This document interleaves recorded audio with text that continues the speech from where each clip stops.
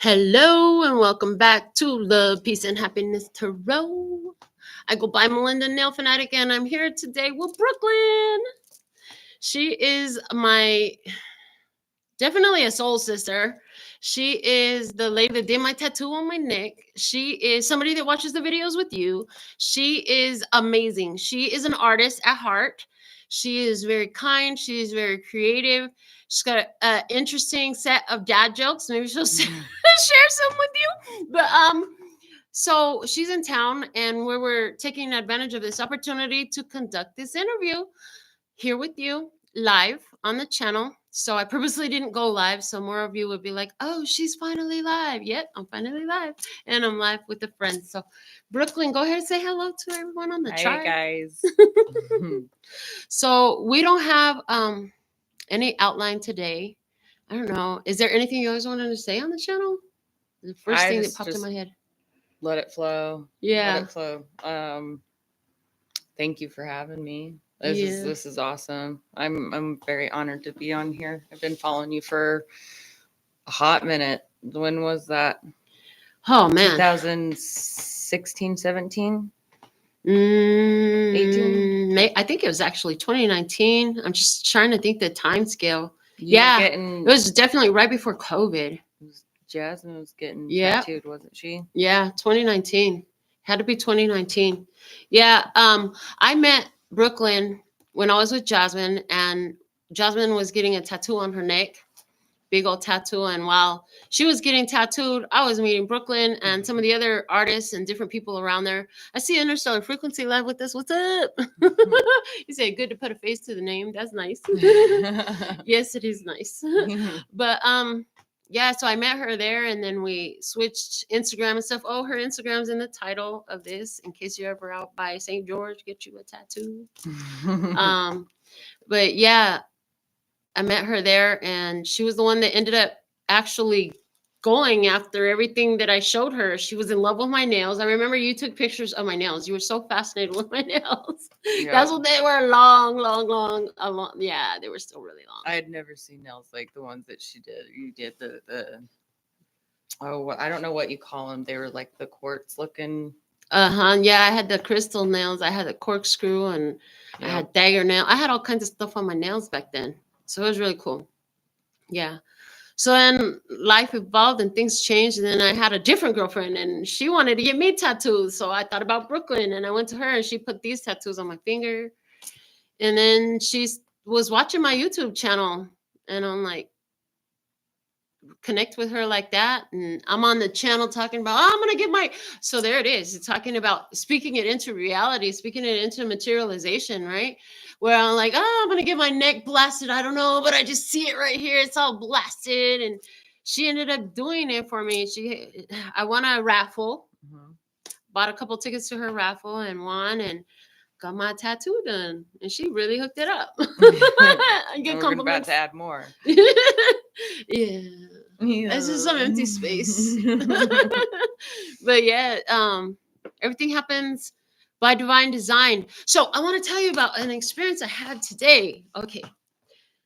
I got woke up a couple times, go back to sleep, no big deal. Then finally I see a phone call, and I answer it. I don't hear nothing. I call back. The lady's happy that I called her back, and she came in for her nails. Oh my goodness, you guys. It started out like every appointment. Somebody doesn't know me. The vibe is cool right away. And, she's like telling me how she found me on Instagram. And she came in because I was talking about me and my daughter. And she thought that was awesome. So she came in to get her nails done. And then I don't even remember. Right away, she asked me about the card reading little decorative signs I have here behind me. And I'm like, yeah, I do all that too. And she's like, oh, I knew I was supposed to be here today. I knew I had to come today. I'm like, that's awesome. And she's like, yeah, it's been so long since I had my nails done, but it was like a thing for me. I'm like, well, I'm so excited you're here today, all this small talk. And as we're talking, like, I start finding so much in common with this woman. Like, both of us had fathers of suicide and mothers of cancer, all passed, Oh, wow. you know, and so immediately, boom, trauma bond like that, right? I mean, that's one way to say it. But no, I could see the soul connection immediately there. I'm like, you know, one of them is enough, but two of them, whoa, okay. So we keep talking some more. I do her nails. She fucking loves them. While we're having this conversation, I talked about, you know, where my shop used to be. And I describe it. I used to be over here, you know, and she's like, did they tear your building down? I'm like, yeah. And I was like, oh shit, she knows about my shop. Immediately, I'm like, she knows about my shop. Well, she was going through some major traumas in around 2016, 2019. And I was there in my shop, and she had a niece that she was raising. Since then, the little girl has transitioned. She's in spirit now. That's her angel. But during the time when the girl was in the hospital, she wanted her nails done so bad. So she kept wanting to come to the shop, but always too busy doing what she had to do and feeling guilty if she was to step away, all these different things, right? But the little girl would even tell her, you should go there and get your nails done. And then because the polka dots that were painted outside, she said her niece became obsessed with the polka dots and started having them all over the place. She never did come for nails until today. Oh. Yeah, she didn't come for nails until today. And then so that was an awesome full circle experience.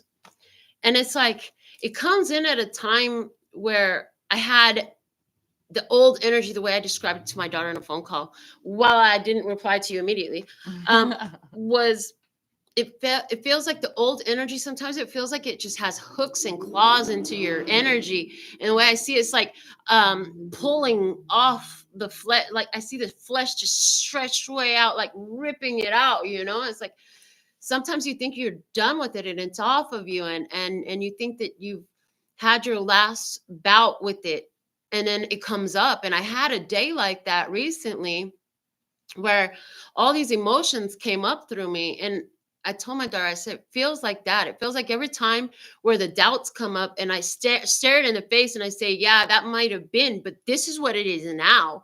It's like every time is like another time of just, I saw it going like through a wood chipper, like a meat grinder, like whatever that energy was, is like it become pulverized to just blow it away with dust. And it's like, and then blow it away with dust. The way I'm getting it now at this active moment is it's like speaking it into a new reality, using those words to speak it out, because that was one of the things that came out as I was in the process of processing all the freaking feelings I was having. They were so overwhelming. I'm like, what is this? And we don't do this. Where is this coming from? and that's where it was coming from. For me, it always is coming from me. It was really interesting to see how things come full circle, because when I was going through that moment, one of the things that would come up was like, you know, have I really done what I ought to do? You know, how would life be different had I chose another path? And is this, and every time that comes up, I'm like, of course I did what the fuck is supposed to do. We said if we changed at least one life, it'd be worth it. And I know that we didn't change it, but they changed it. But we were here to share some words that made them, help them to have a decision in front of them of how to shift their own energy, and they chose it. And what do you know? That shit worked for them too. So it's like this conversation with this lady is like, this shop, I gave it back to God and the universe so long ago, saying, you know, if it's here because the community, there's people that need to sit in these chairs. There are women and men that need to sit in these chairs. And so they're going to come and they're going to sit here so I can say what the fuck I need to say to help them in their life, you know? Oh, yeah, definitely know that. With tattooing, I feel that with all of my clients. Mm-hmm. All of them, they bring something to the table, or I give them something. It's a very mutual exchange of something. And I definitely like the people that do come. Like I was talking to you yesterday about, like, I do consultations with everybody before an appointment, and it doesn't matter how big or small the tattoo is. But it's to kind of, you know, share expectations of what to expect for the appointment, but also to kind of get a feel for what they're about to experience and who I am. But there's always, then they're there for a reason, or they're there for a reason for me. Mm-hmm. And it's it happens all the time. And like, when you're paying attention, you get the divine talks to you through people. They talk it, whatever you want to label it as, talks through you to other people. And when you start seeing that all like come full circle, it's awesome. It's just so awesome. And it's I get a sense of like big gratitude for that. And like how you're talking about how you had that experience with her today. I had some experiences today myself with a few people actually today. In fact, on our way here, a woman came up to the car. We, like literally, my son got him some Raisin Canes or whatever. He went in there, got it, and I was sitting out in the car, and this woman came up and she'd just gotten evicted from her house and stuff like that. And she's like, she didn't ask for money, but she's like, can I just get some food? She had a dog with her. And I had my son go in there with her and order something or whatnot. And she's like, I put it out there to get me some food today, and hopefully I can find a place to stay tonight and stuff. And I had told her, just be open, God's going to take care of you. You've made it this far. And we talked about that yesterday. We've made it this far, and having that faith that everything's working out for you. The universe is looking out for you, God, source, what have you. And I said, just be open to the possibilities, because like that one story about the guy that's stranded in the middle of the ocean, drowning, treading water, and he's asking God to save him. And somebody comes by on a boat and says, hey, do you need some help? No, God's going to save me. Another one comes by. Nope, God's going to save me. Another one comes by. Nope, God's going to save me. And then he ends up drowning.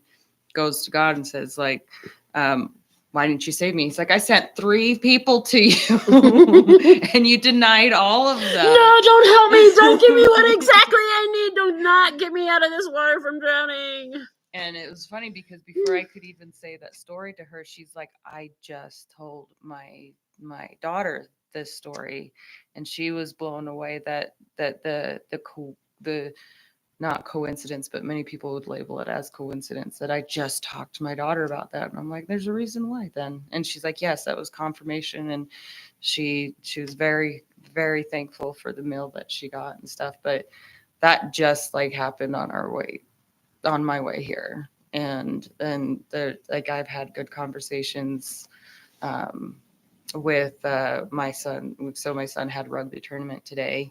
Nice. How did that go? Tell me. His team won 2, lost 1, but the one that they lost against was like their level of they're like semi-pro, I believe. So their level of intensity was like way higher than the guys that my son plays with. They're basically construction workers that love just playing the game rugby. Yeah. So the intensity level was like drastically different and stuff. But my son, he got a little upset because he didn't get to play as long as he would have liked to have. And we had a conversation about that because he was in such a negative headspace about it, and tried getting him to reframe his thinking and stuff like that. But it was a good day though. They played some good games, it sounds like. And then it's not they anyways, so you had son's rugby today. Thank you for sharing that with me. And he played a good game, and then you got to go into mommy mode and help redirect his thoughts, which is very awesome that you know how to do that. Because how many of us even had parents that know how to do I didn't have parents that knew how to do just that. My mom had her way. She was more about prayer. But anyways, you were telling us about some more people you met. Did you meet some people at the rugby game? Yeah. So, well, the coach's wife, me and her sat with each other, and like basically we had the same conversations that we had all night yesterday. Wow. And she was talking about like the power of thought, and even with like the placebo effect and people being able to cure themselves of cancer because they believe a sugar pill that they were given was the cure, and they didn't realize that it was a placebo and stuff, and how much we tell our bodies, tell ourselves like what you say to yourself matters so much, and how you're materializing, manifesting things in your life. You know, what you say and how you say and what you think, that has so much power over your DNA, over everything. So we had a lot of conversation about that and whatnot, and got my sister, not my sister, my son's girlfriend to kind of engage in that conversation too, which was really cool, because when you can kind of reach the younger people that haven't quite had the life experience, and you can kind of pass on that knowledge to them, and then being open and receptive is like super exciting. I get all geeked out about it. So yeah. No, it's awesome. It's like, if you can learn without having to knock your head against the wall as many times as I did, good job. Yeah, right. Yeah, absolutely. I love the way everything seems like a perfect setup for the next moment. I feel like it's 100. like the way I just saw it when I said that was like, you know how they show in movies the kids skipping rocks in the pond type of thing, trying to get to their side or over a river or something. That's the way I've seen it. And it's like very serendipitous, and it's very like off the cuff. Just like last night when you reached out to me and let me know you were in town. I was just finishing a great nail session, and then I was like, okay, now what's next? And then Brooklyn hit me up, and it turned into this. Mm-hmm. So that's awesome. I love the way it works. Yes.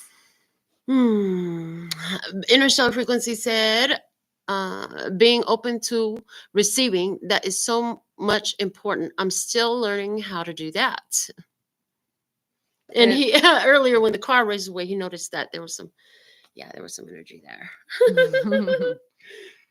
Yeah, being open and receptive to, like, once, it's crazy, because it's like, for the first good portion of my life, I feel like I was very much unaware, like asleep at the wheel, or like an autopilot. And then you know, it's funny because it like kind of started off with like the angel numbers and stuff like that, and then becoming aware of like, I think that's the almost like the knock at the door. I feel like, in a way, this is what being told me right now anyways, like just saying like, hey, hey, you notice that this is repeating a lot? Pay attention. Yeah. And then all of a sudden you start paying attention, and you just start seeing more and more and more and more, and you become receptive, and you see when, you know, the divine is trying to talk to you. And it's like, even with the last night when we were driving home, and we were seeing the Vegas sphere, whatever. Oh yeah. Yeah. And there, it showed a bunch of speakers, and that night we had talked about the bass of her Cutlass having some serious bass in her car and stuff like that, and the whole sphere was just covered in like subwoofer speakers all over it, and then their license plate that said 888. Yeah. Yeah, it's once you become open and receptive, like, there's God's everywhere. Yeah, you start seeing the whole universe is communicating with you. It's like I see every one of those synchronicities is like the universe is affirming back to me that I'm doing what I'm supposed to be doing. Like that one question that would come up every time that doubt would come up, and the doubt used to be so strong, and now I'm just like, bitch, go sit down. Ain't you tired to come around here yet? What the fuck? You really? I gotta tell you the same shit again? Get back, bitch. Go sit down. Like, calm down. It's unnecessary. There ain't nothing for you to do here. Like, go back to sleep. You're fine. Yeah, and I think like I think that's been a big thing. I think since being in Vegas was just like how much realizing, like, and I've always kind of realized it, but it's been very affirming this past 72 hours or whatever, however long I've been here. I can't tell anymore. It feels like I've been here a week already. But how, like, people, how the universe chooses to speak to you. Like we ran into the guy Isaac at the bar and whatnot, and you know, the universe used this interaction with this guy at the bar as affirmation for a lesson I had been taught a while back, and it just replayed itself out, and it just manifested itself again for just to affirm that lesson. And the lesson was like, how touch can be intimate. Touch, and it, even simple touch, not just like intimate touch when you think about intimacy, but like this. Yeah, Mm-hmm. exactly. Or this. Yes, or Ooh, this, or yes. this, or Yes. you know, it's all like, and we discussed like how even in the Bible when it talked about Jesus, like the lady that just touched his garment and he could feel the energy like being pulled from him, and not everybody's deserving of that energy, and how many people are like almost more like, what did you call them? Something vampires or energy vampires? Mm-hmm. Is that what I called them? I think so. I don't know. But this guy Isaac was just wanting to constantly shake my hand and fist bump and stuff like that, and he was very intrusive in our space, and it was just, yeah. But I was telling her about a time I was in Mesquite at the casino, and how this guy, I sat down next to him. I was alone, and he was just showing me like his picture of his like yacht or whatever, and trying to be all like sugar daddy kind of vibe. And he just kept touching me, and it was like giving me like, don't touch me, don't touch me, don't touch me. But because of my people pleasing, I was like, just be nice, Brooklynn. Just be nice, be nice, be nice. You know, like don't cause problems. And then finally he grabbed me by my arm and he looked at me, and it was so sobering. Like it was finally like God saying, are you going to get this? Like, hey, time to pay attention. And he's like, you realize, he grabs me and you realize that touch is intimate. Like, and it was like a light bulb just went off in my head of like how many times I've allowed people touch me and I didn't want them to touch me. And I gave that energy, that power away to them. And because I didn't want to hurt their feelings or whatever. And so last night was the big, huge confirmation of that lesson, reaffirming that lesson. And again, that's like the whole universe kind of using each other and things and scenarios and complete strangers that you meet out of nowhere, teaching you wonderful lessons, but it's being open and receptive to it. That's like been a big one for me to learn and been going through. So yeah, I feel like especially as women that we've been taught to just do what you're told and just accept what you get. But not only women, but I feel like especially women. We're subservient. We're supposed to be subservient. Exactly. You get what you get and you don't throw a fit. And it's like, no, you know, the invasion of physical space or energetic space, you know, I definitely can appreciate. And you saw like when he tried to touch me or whatever, what the first thing he said to me, what are you running away? I'm like, no, I'm not running away. But you know, all he got was a fist bump. And to me, when I did it, what I saw in my mind's eye was the energy is closed. This energy is held to me. So you get that, but that's it. It's like, that was my boundary with him. He tried shaking my hand, like I think like what? I don't even know. Yeah, more times. Too much. Yeah, too fucking much. And then it was very odd, very weird. Yeah. But I loved how, and I like admired your willpower to like, because I'm still in that people pleasing mode. In fact, after we even discussed this, he came back and tried shaking my hand, and I just gave him, I was like, well, I'm going to do like where I keep my power. I'm going to fist bump him or whatever. And even then it was still people pleasing. It was still people pleasing and whatnot. But, yeah, it was a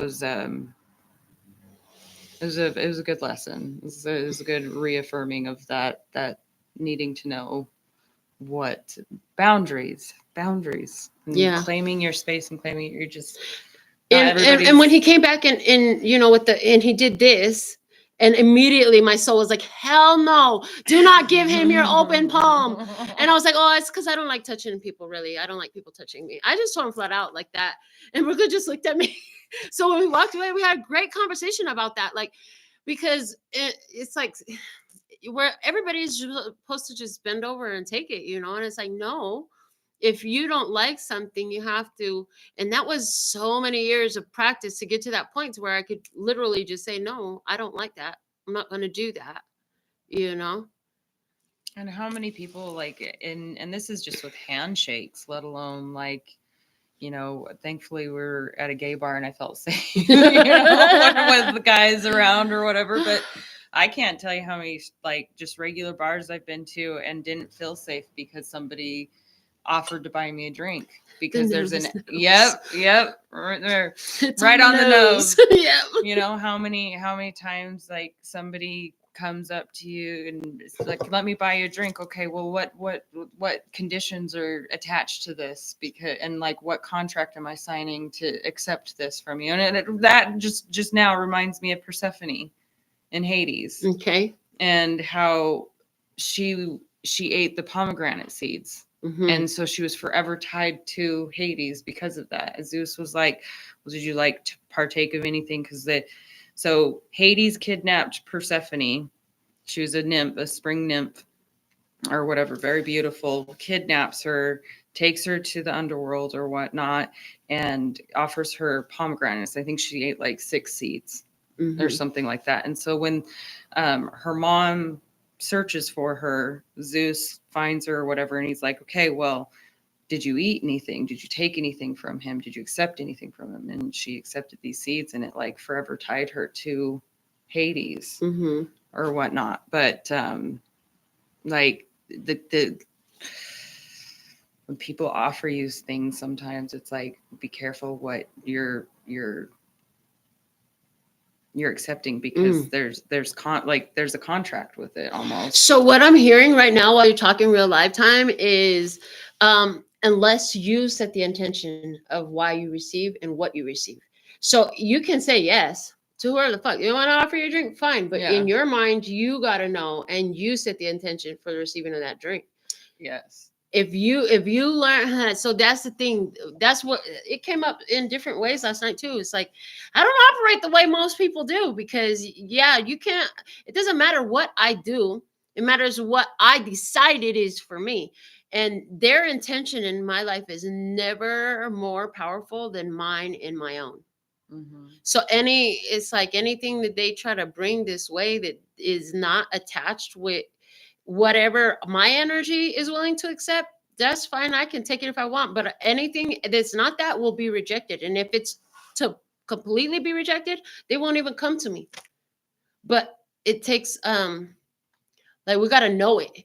Because other than that, like we can easily become a slave to all sorts of shit. Like I have this whole book of superstitions. I'm like, oh my God, I couldn't imagine living a life like stuck to all these superstitions. If you got to walk in the door the certain way, you got to do this that way, you got to, oh my gosh, so many fucking rules. I find myself getting I would go cuckoo. See? I get caught into it all and the I'm time. exactly the opposite. I'm just like, none of that shit holds power. And I'm just like, nothing is more powerful than my own knowing for and decision and declaration for me. And so that was a lot of what came out in different ways in just in our few hours we hung out last night. And I think that just reminded me too of like when you have those superstitions, it's like just another fancy word for fear in a way. Yeah. And fear is praying for what you don't want. So, and all I feel like superstitions are is propaganda that has survived generations. What is, oh my gosh, I read this thing. It said traditions are family peer pressure, or like peer pressure from dead people. Oh yeah. Or something like that. Like, that makes perfect sense right there to me. It was like, you got to do this because we said so. And it's also like they've done actual like scientific studies too, because we have this feeling that we need to belong. And I think that's one reason why we are so easily to like comply and accept these contracts or these conditions with people, because it's part of our survival. We like to be part of a tribe or whatever and stuff like that. And they've done scientific studies where they have like a waiting room full of people and everybody's actors except for one person to start with. And a buzzer goes off and everybody that's the actors in the waiting room stand up when the buzzer goes off. And then after a few seconds, a buzzer goes on or something like that, and they sit back down. The person that's not in on it is like, what the hell's going on? And like, so every 5 minutes it would happen or something like that. Mm-hmm. And then within like a very short amount of time, the person that was not in on it decided to stand up because it was the thing to do. Mm-hmm. That's what everybody else was doing it. Yeah. And because, well, if I'm not doing it, I'm the oddball out, which is dangerous. See, and me, I'm like, these fucking people is crazy. Like, I'm out. what kind of fucking shit is this going on up in here? Why do I got to stand up? Like, but that reminds me of some movie I saw. I can never remember the name of it, but it's based on a true story that they did some study at one of them universities. And so it was like a psychological study on human mentality. And what they did was they got these people and they would put them into a room that was attached to a speaker and a microphone attached to another room that they couldn't see in, and put a guy in there and tell him like to like quiz him on something, some sort of question and answer sort of thing. And every time they got the wrong answer, they got to buzz him. And it's like a mini electrocution, right? And so there's actually an actor in the other side of the room, and he's purposefully getting them all wrong. So this guy has to keep buzzing them. Well, the problem is nobody made them do anything, but they all kept buzzing him. Even when it sounded like the dude was fucking dying in the next room, they kept buzzing him. At the in the movie, they end up pulling him out, telling them about the social experiment that they're doing. And these people need serious fucking mental health counseling. Like, why do you just do it just because somebody told you to? It was a study. Mm-hmm. And because they said you need to do this, so you did it, even though you knew you were causing bodily harm to somebody else, and you could hear this dude going through this issue and that issue, and still you just kept continuing the process. Like, where do people's consciousnesses turn on?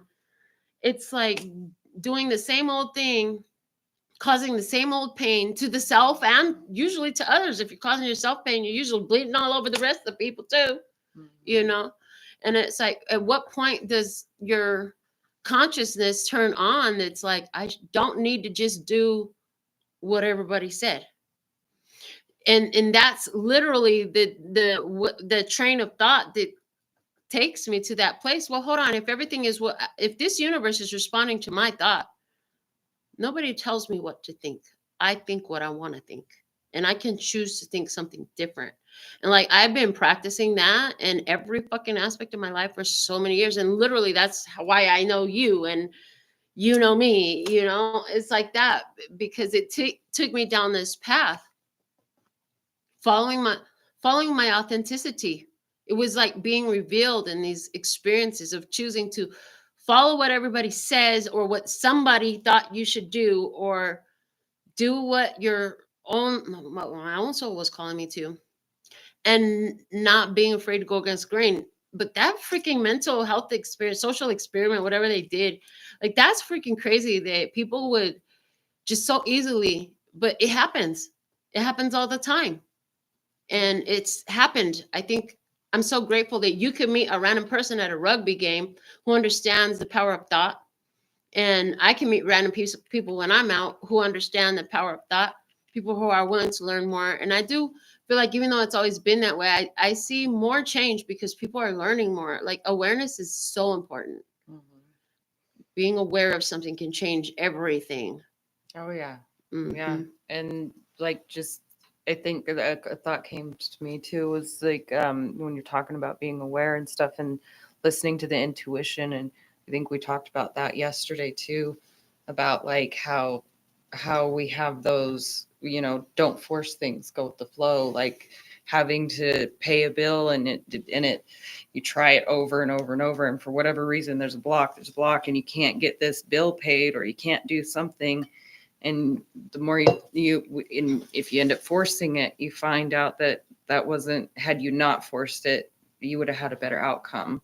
And, or even just listening to that little intuition of like, hey, don't put that cup so close to the edge of the table. You have that feeling like it might knock over, and guess what ends up happening? It gets knocked over because you didn't listen and move the cup or whatever. But just listening to those little intuitions and being really in tune to that, like how much it helps in all areas, and especially when it comes to important things, when it's involving the safety of somebody else or yourself. Like the fact that if I couldn't do that, like and I mean, I wouldn't be not being in that study or whatever, you know, like, and depending upon at what time in my life and how aware I was, would I have gone along with that and continued to push the buzzer because I was told to push the fucking buzzer? Right. Or, you know, and I'd like to think, because I know who I've been for the most, you know, my whole life, and I've always been very empathetic and sympathetic and all that kind of stuff, that I don't think I could, if I knew that I was hurting somebody, I don't think I could at all. But again, that's listening and saying, like, thank God there are people that are like the people that are against slavery. Just because it was legal doesn't mean it's right. Doesn't mean it should be happening. Right.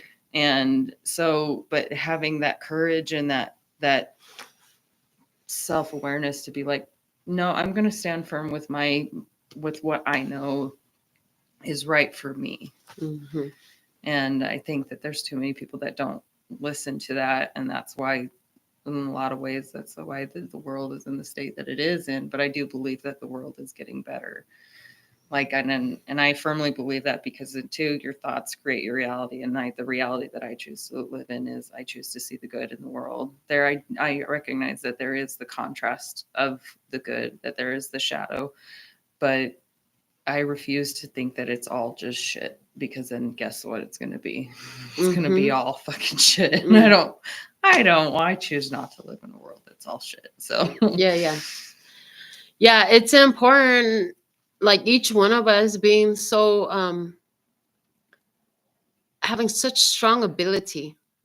You know, it's like at first you don't know that you have this ability, and then it's like the cards that I drew. Oh my God, they're showing me a card. Okay. And the card that they're showing me is one where it says part 2 on it with Roman numerals, part 2. But the way the part 2 was written, it just kept showing me, like, in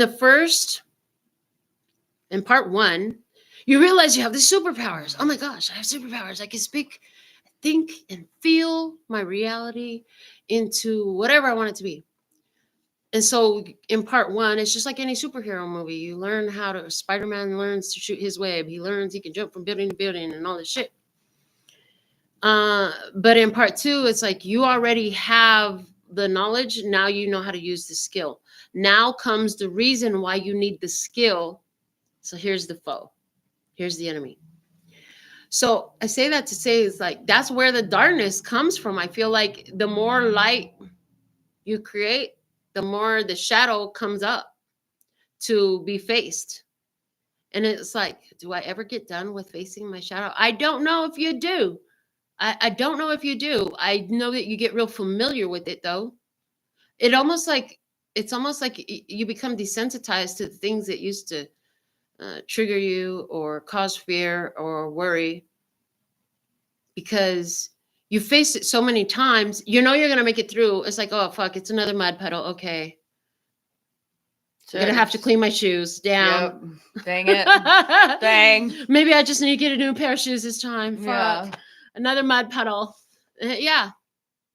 And I just feel like it just keeps coming. Like, they talk, a lot of people in the spiritual community have talked about, like, it being like an onion. There's another layer and another layer. And when I saw that, I was like, yeah, but eventually you get to the center and there's nothing left of the onion. And I think there is that point of transcendence where you become one of the ones that might not be known until whenever, or if you are known, people look at you really differently because you live a different type of life. It's like you move through life, and I just see a person right now. They're showing it to me in a visual. I see a person who's walking through a fucking minefield. Everybody's walking, but this person, wherever they step, there ain't no fucking mine where I step. Yep, we're in a minefield. You can blow up at any moment. But everywhere I put my foot, it's just clean ground. I'm safe to step everywhere my feet lay. Like, wherever I put my feet, I always step in the perfect place. Mm-hmm. You know? And it's like grabbing that ability to actually rein in a level of mastery. They're actually showing me reins and a whip, like, okay, heart, okay, brain, we can go all to these crazy places, but bitch, get back over here. We're not going over there today. We're going this way. And it's like learning how to do that with the self. It doesn't mean you don't feel. It doesn't mean you don't think. It means that you're able to see beyond those feelings to the core. Wow. To the core. To the core of you. There's the core of you. Okay. And then they're showing me the core of you, the core of you, the core of view. Okay. Core of you, Y-O-U. Core of view, V-I-E-W. The point of view. So what's at the core of your view? It's like, keep your eyes simple, the Bible said, because what you focus on grows. If you just, somebody's like, so I can hear somebody. So you mean if I just lay in my bed and stare at $1 million, it'll come? Actually, it could, but before it shows up, it's going to take you through every layer of resistance and disbelief that doing that will work. And that's how it is. Well, and too, like something that came to mind with me, and I'm not religious, but I do take away things from all forms of spirituality. And in the Bible, it does say like faith without works is dead. Like I have faith that the universe is working in my favor, but if I don't do anything about it, I might get it still. Even though I have the faith, it might still come to me one way or another, but it's going to happen a lot quicker probably if I put in my effort into it. But like when you said, if I just stare at some money, will it show up? And actually Jim Carrey, he wrote himself a check and he pinned that above his bed for $1 million. And I think it was Pet Detective, Ace Ventura, I think, where he got his big break and he actually was able to like cash that check.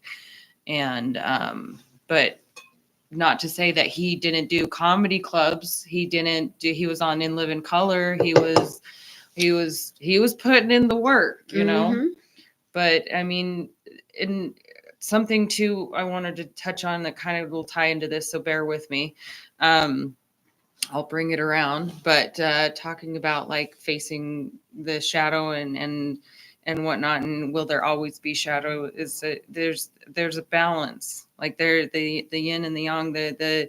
There is always going to be an up. There's always going to be a down. There's always going to be light. There's always going to be dark. And have you listened to Alan Watts before? Yes. Okay, so if you guys, Alan Watts. Awesome lectures. You can really pick any one of them and it's great. But there's one there he discusses the yin and the yang and how if everything was white, we'd be blind.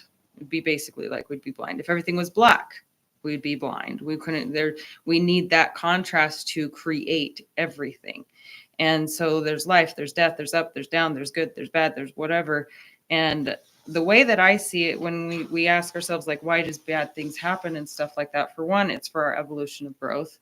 And two, like if you think about it, we're playing a first person virtual reality game that is our life. Granted, we just don't have unlimited lives, or maybe we do. We just don't know about it. But anytime you play a video game, or you're reading a book, or you're watching a movie, if nothing ever happened that would disrupt the characters, the plot, or anything like that, would you watch it? Would you play that video game? If there's no quests, there was no enemies, there was no nothing, would you play it? Probably not, because it's fucking boring. There's nothing to accomplish. There's like, why the whole reason why we're playing video games is because, I got to get to the next level. I got to beat the boss. I got to do this. I got to treat your life like a fucking video game and see it as that. And I feel like you find the balance, and you don't see it so much as, life is just kicking me in the ass. And no, this is an opportunity for growth. This is an opportunity for me to put in that work with my faith and to accomplish these goals. But and the Bible does state that God's understanding is beyond our own comprehension and stuff like that.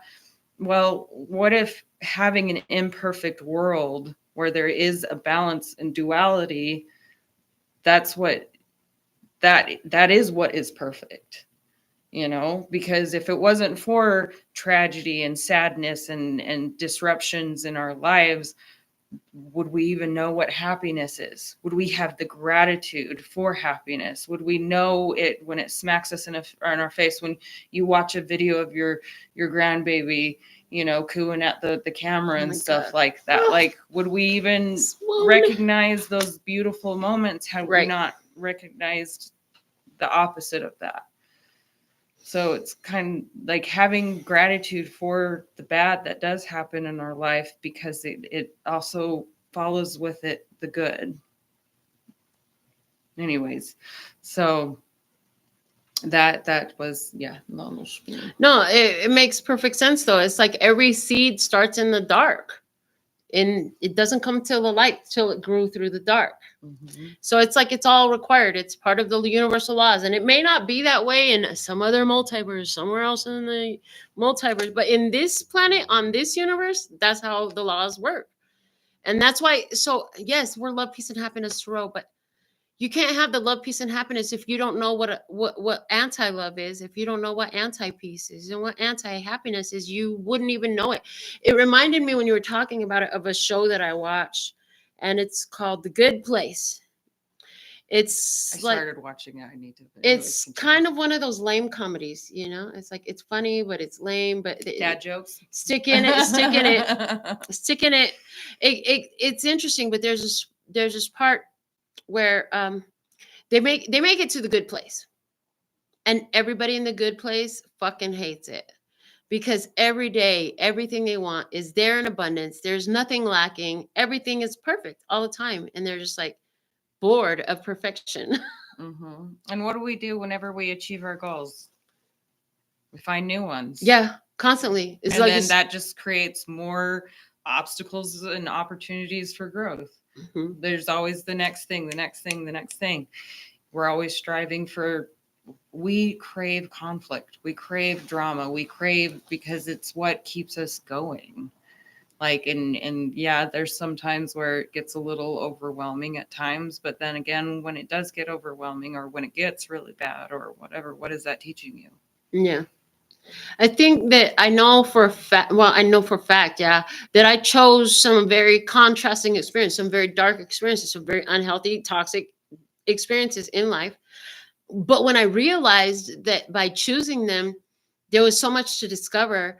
Like, it was like going to university that I just paid, $300,000 for this education. I'm going to pay attention instead of just like, I'm fucking offended and how dare you. It turned into, let me go sit with myself for a minute. And then I came out of that experience like so aware. And now I'm like, nah, I don't feel like I want to jump into that one either. I'll just stay here. It's like learning when to jump in on the double dutch, Yeah.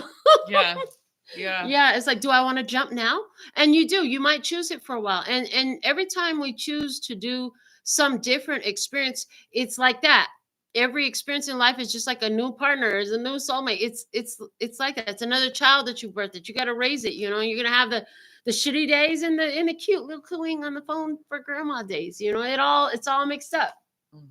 It's all mixed up, but it cycles. One brings the next. The one brings, it's just like the seasons. The whole planet is showing us like there's seasons. If you're in a down season, learn how to like just make the best of going through that down season. Master the down season. Master the hurt time. Master like how I cope with this ugliness that I feel in my heart. What is this? What is it teaching me? What is it attached to? When you understand the cycles, and then you also understand the emotional guidance system, like, whoa, that's like having the key to the map. Oh shit, I feel like crap about something. Oh, this is okay. I'm looking at the map. You feel like shit. Okay. Oh, that means there's something inside of me. It says that every time I feel like shit, there's something inside of me that's not aligned with my true, authentic, divine self. A perspective, a place, or something that I'm doing. It's something about my life, my reality, my perspective, where I'm at right now, that is not in alignment with who and what I truly am. When you understand those things and you blend it all together like tools of a master, oh man, you start to flow through this place, and it's cool, and the contrast is still there, but you don't have to be in it so much. You don't have to be so anchored to it. It's like you can fly. It's like flying the friendly skies, baby. It's that finding that harmony with the shadow. Like, I mean, it's just like the yin and the yang. You know, it's a beautiful pattern of it just circling itself and whatnot. But I mean, if one overpowers the other, it's off balance and stuff like that. And like, I think too, like if there's two, and it'll always eventually balance. And I've seen that so many times in life experiences and evidence that shows like it only so much good can happen before something negative counteracts it and whatnot. And but when you're in harmony with it, when those shadowy things or disruptions in your life or the down seasons of your life happen, like you can take it, I think, with a lot more grace. So what they showed me while you were talking was when you rise in your light power, say, or you rise in your dark power, whichever way you choose to take this, which on this channel, I tend to be more in the balance energy. Why is it important to be balanced? Because let's say I'm a light worker, and all I do is light, and it's always all light, and that's all it is. The counterbalance for that light must exist on this planet too, if you exist. So that means your light and only willingness to be the light has a counterbalance out there, and another human who is your opposite energy balancing that out. It must exist. So when we find that balance in ourselves, we carry our light and our dark. We literally negate the energy, and then they're showing me that gives you like this vibrational lift, energetic lift. It's like it's how we transcend the duality through the singularity by embodying it all. And I've talked before about that song. I almost sent it to you today. It was like not good vibes only. He says, I accept all vibes, not just good vibes only. What is not divine? What is not the holy? It's all. If we realize that every fucking atom on this planet is the divine, we're all the same thing at the core of us. There's that word, the core again. And there's that old movie, The Core. Maybe I need to go watch it again. But anyways, at the core of us, there's that energy that keeps everything floating in its little circulation, so it's not an atom bomb, and it's all the same shit.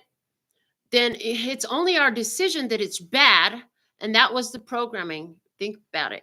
Adam and Eve, Garden of Eden. They ate the fruit from the garden, from the forbidden tree, and what did they get? The knowledge of good and bad. Up until that point, all they knew was good. What they gained when they ate the apple was the knowledge of good and bad. So they just added in bad. That's where we get this good and bad. And earlier you were saying it's up and down and in and out and good and bad. And you were saying all that. And that's one of the things I was hearing. It's like, it's only good and bad if we decide it's good and bad. I don't Can even it just like using be the word evil. right? Exactly. Because again, if everything is from the divine, everything comes from source, God, whatever label you want to put it at, it's all from him. And honestly, feeling pain, when you feel pain, it's almost an act of love, because then you get to enjoy the opposite of pain, and you get to enjoy when your back's not hurting, or when your heart's not broken, or whatever. You get to enjoy the opposite of it. You get, and that's in a way, in my way of thinking, like, it's all love. Yeah. It's all because it's creating an experience, and it's such a wonderful experience. And I think too, like, and it's very easy, I think, for us, because all we know is our own personal experience, that we get so self-centered and woe is me and everything's going wrong in my life and everything like that. But it's like the attitude of gratitude of, really helps put those things in perspective. Like, it could be a lot worse. Things could be way worse. And I could be born in a different time, a different country where things are a lot worse, or what have you. And things can always become worse. But I think that finding that harmony and that balance and that shift that happens, you make better decisions, which makes it to where those bumps are no longer mountains, or they're bumps, not mountains. There's speed bumps you drive right over it. Yeah. You might slow down a little bit. Yeah. Absorb that shock a little bit before, you're not just hitting it hard on. But, yeah, there's so much, the acceptance that it is what it is. Things are the way that they are, and being in harmony with it versus trying to constantly fight it makes the ride a lot smoother. But also being aware of that intuition, that guidance inside, will help us navigate to be in that harmony and take those bumps with grace a little bit better.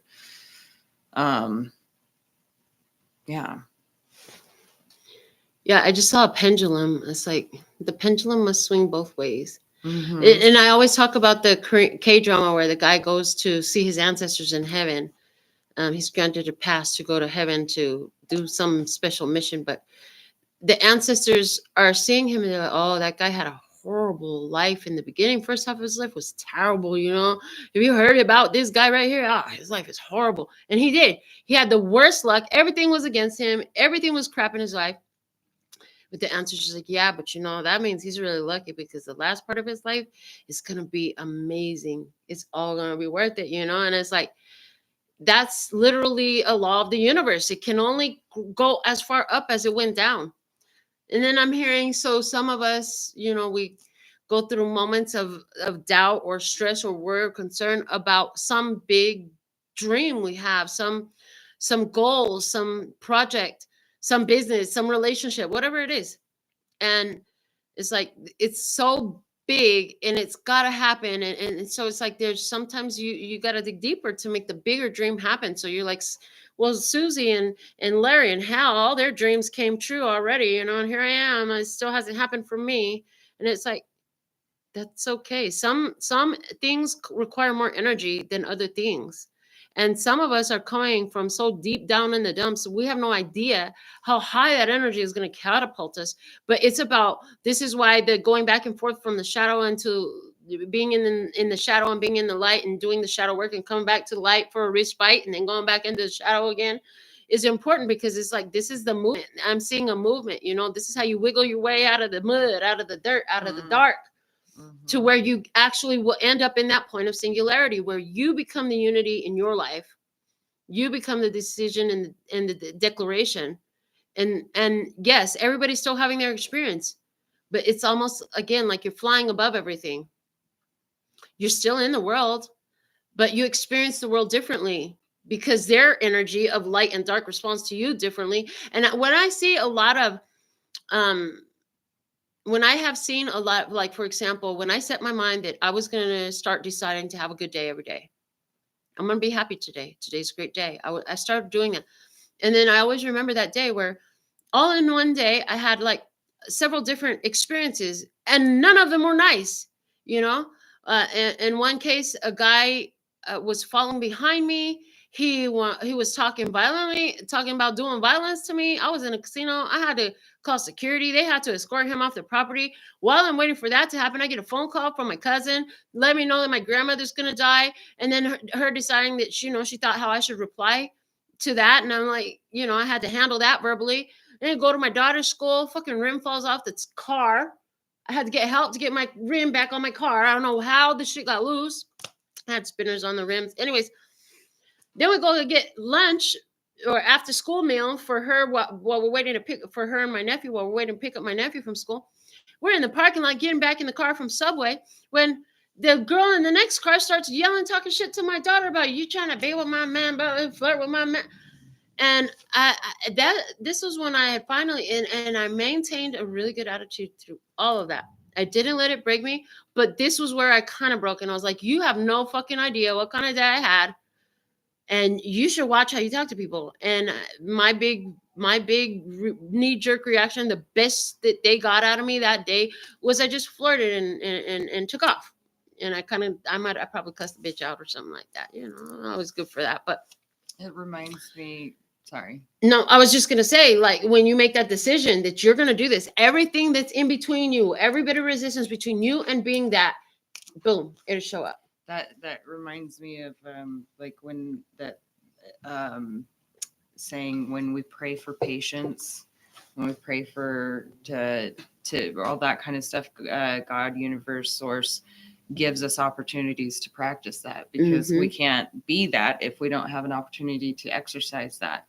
And so I trying to have a good day, and I cannot tell you how many times I've done this where it's like I've set an intention for something and the universe is like, oh yeah, what about this? Are you sure you want that? Are you sure you want that? What if I gave you this? Like, and it's constantly like, there was one time I was like, you know what? I'm done. I'm over this. I'm okay with being alone and single or whatever. I'm just going to, and that day I had somebody ask me out on a date, have not been asked out on a date in years. And I was like, what? And then I had another person hit me up. And I'm like, what in the fuck? The day that I make this up in my head that I'm just happy and content to be alone, the universe was like, are you sure? Are you sure? Let me throw this at you. Are you ready? Are you ready for this? And like it's like, again, and it kind of ties back to like how we started at the beginning, like being open and receptive to the things that are given to us, the angel numbers, the people that would walk up to us, complete strangers, and being open and receptive to the lessons and the things that the universe has given us.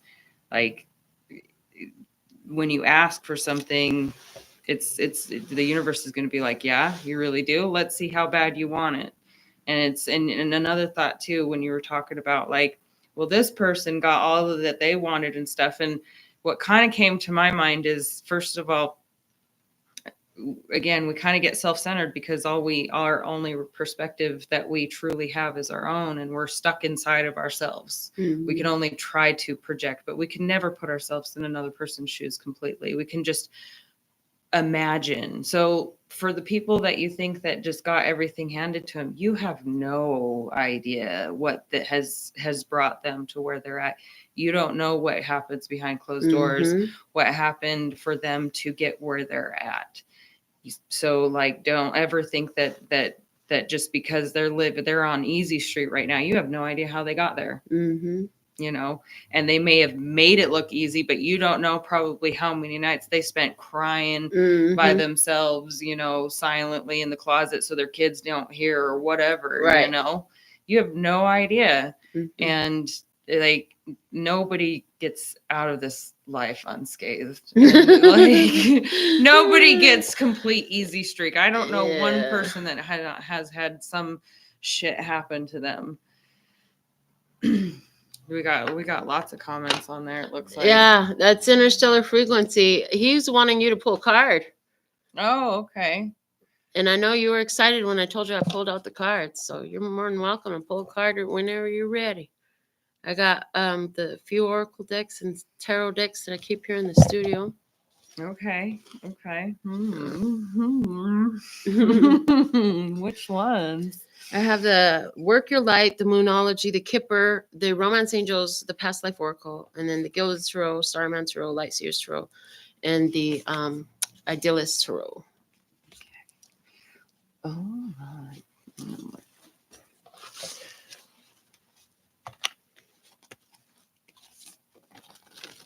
This one's definitely calling out to me, and this one's calling out to me. All right. And maybe that one too. I feel like I'm supposed to use this one, and you're supposed to use those. Okay. All right. So let's see what you got for us. This one. Yeah, I'm so glad the way this is all worked out. It's so perfect. Oh, yes. I agree. All right, I got to turn this chair around now. Okay. Yeah, anywhere where there's like... Oh, look at the yin and the yang. Love. Anywhere where there's the yin and the yang. Understood. Okay. Hey, Janine. I see Janine is live with us. She said, hey, Brooklyn. Hello. Thank you guys for watching. And it looks like we've had quite a few little interactions on there. Yeah, the tribe all shows up eventually.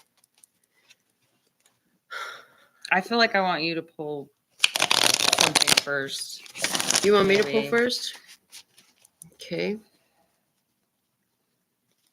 All right. I'm being guided to use my handmade clarifying tarot. It says the 10 of Swords and the 3 of Wands.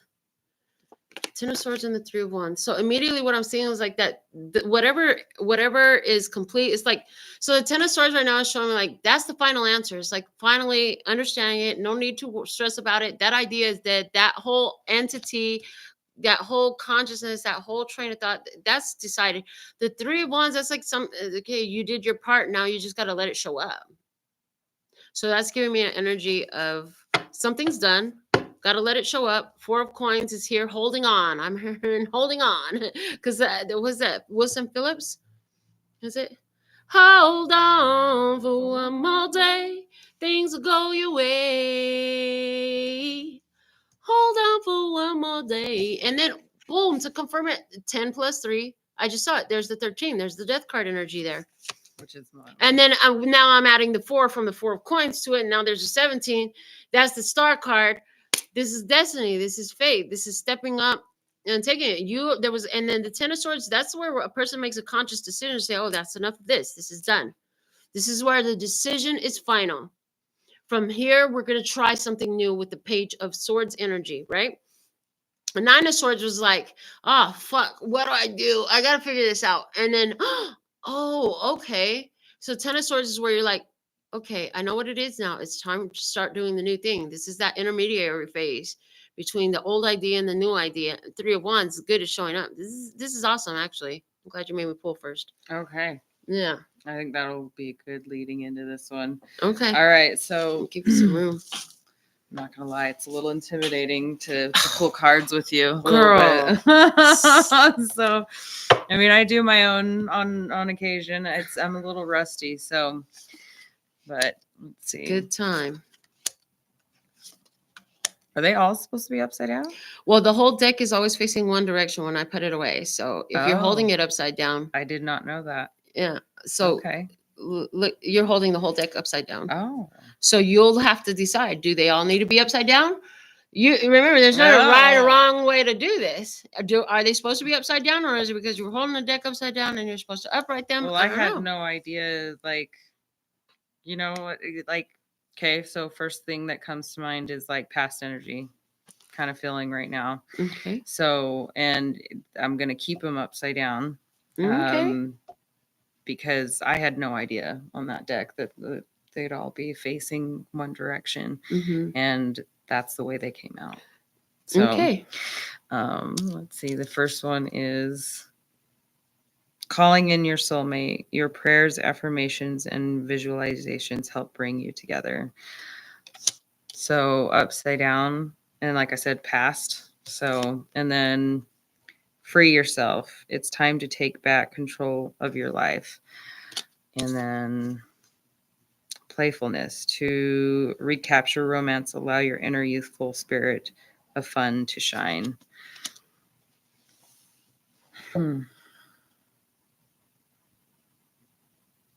This feels like a personal attack. Just mildly. Welcome to my world. You mean I gotta tell them all my shit again? They don't want to hear my shit. Yeah, they do. No, they don't want to hear my spill my tea. No, I don't want to spill my tea. No, it's my tea. Oh. Yeah. Yeah, this feels like a personal attack. Just mildly. Just a little bit. So yeah, I've been dealing with a lot of shit the last couple of years, and soulmates, and definitely feeling it's got a unicorn in a I don't know if you can see it. Yeah, in a corral, which unicorns are not supposed to be trapped. They're supposed to be free. And I feel like there's a lot of lack happening. Like there was, but there wasn't. again, that harmony. But it was definitely a chaotic time, and my beans, my tea is full of drama, but my life's been getting better. So this definitely does feel past energy, 100%, because definitely felt this way about the person. But definitely did feel caged in, very much so. In fact, I felt caged in even before getting into that relationship with him. Felt like I had let go. I heard he's the caged feeling you had before. It was how you attracted the caged in a relationship, and because what I was just shown was the darkness gets darker, so you can see the piercing of the bright light. Mm-hmm. So the stronger the caged feeling, the stronger the urge to break out of the cage becomes. Oh, and that's what I just saw. The beast wanted to be let free, that's for sure, and I definitely put up a fight. And the recapture romance, allow your inner youthful spirit and fun to shine. I was definitely stifling that for sure. I feel like in a lot of ways because of that trapped feeling. But I do know that in that relationship, I also learned a ton. That has been the biggest, I think the biggest healing journey I've taken on in my life right now. Now, what's crazy is that I did not know which way was up, and this one's not crazy, but the way this one turned up is upside up this time, and I didn't pay attention to how it was, but it says worth waiting for. Divine timing is at work in your love life. So that's nice. That's nice. That's nice, because as much as I've been alone now for like the last year and a half, and celibate too, and I gotta say, like, it has been definitely freeing. And I had a thought, and it just like it was definitely freeing. Yes, it was definitely freeing, and learning a lot about myself. And there was a wonderful thought that I had, but it's not ready to come out right now. It'll come back when it's time, though. Yeah. When with the cage energy, the Four of Coins looks like a cage, being home alone, retreating into the self, to face the structure. 4 is always a number of structure for me, like the foundations of a thing, right? The nature of it, with 4 being the number of Gaia. That's what I see. And because it's at the bottom of the deck for me, that's like past energy. That's like this is like, that's solid, right? And then with what coming out being the 10 of Swords with the 3 of Wands, giving me that 13 energy, death card energy. It's like, yeah, this is beneficial. This is good. This is good for you. This is healthy. And when I see the reversals, it can show up in any form of duality with spirit. But immediately I saw it, it's like, this is done. When you flipped them upside down and you decided that they needed to stay there, I already saw it. Like, they're upside down because that energy is complete. Like, this is already done, which just confirms you, like you said, you feel past energy. I totally feel past energy in that too. And I love that this feels totally like, yeah, forward energy. This is always the bottom of the deck. It's the why. Why is all this happening? Why is all this happening? Right? Mm-hmm. And it's just to repeat, worth waiting for. Divine timing is at your work is at work in your love life. And like that makes me happy, because that's the point that I was gonna say. Being alone for a year and a half, and like I've learned to find my peace and love myself and be, but I will say, like, as much as I love being alone, I don't want to be necessarily alone. I want to share the joys of life with somebody. Like I actually did a wonderful hike in this just about a week ago, and it was like the leaves were changing up in the mountains and stuff, and it was so nice to be doing this hike alone. I was but I wanted to share it with somebody. I wanted somebody to like be like, oh, look at that. Oh, that's so pretty. I wanted somebody to share that experience with. Like, it's like, you're like, oh, did you see? Nobody's there. Nobody. No, it's just. I mean, I'm grateful to see it myself, but like, you get excited to want to share that with somebody, and I want to share those experiences with somebody, but in divine timing, of course, because again, that whole forcing. If you got to force it, it's. What do you say when you say if you got to force it? It's probably crap. Yeah. Or probably shit. All right. I don't. Past life oracle. Sure. All right. So. Fun. The gavel. Saw that. They all face in the same direction again. No, they are not. Are they? Did those ones just not? It would. I tend to put them away, always facing the same direction. So sometimes they get put back. Once in a while, I'll find one and it has reversals, but not usually.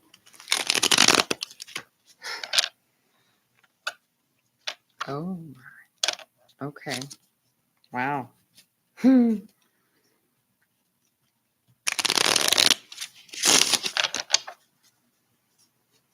trying to think of how I'm gonna lay these ones out in conjunction to this. Okay. You got plenty of room to work with.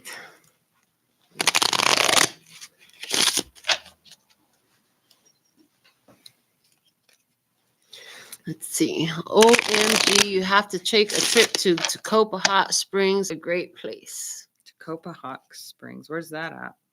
Mm. Tell a DJ to bring it back. He said when you couldn't remember what you were going to say. Oh, tell the DJ bring it back. Tell the I DJ love bring that. it back. Okay, so let's see. Let's see what else. I know that like when you do it's I'm just gonna lay it on top of pull off the top and I still laid them upside down. That's funny. I still laid because I'm not paying attention. Maybe that's something. I'm not paying attention. All right, so let's see if we can flip it upside up this time. Yay! Oh, and I love that finances got flipped upside up. I'm down. Sure. Oh, spouse. Oh, I love this. Asia is upside down on top of the calling in your soulmate.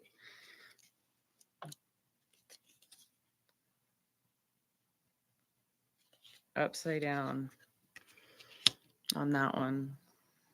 It's like an image of a Buddha. Yeah. Let's see. Sorry, did not share that with everybody. It's okay. I'm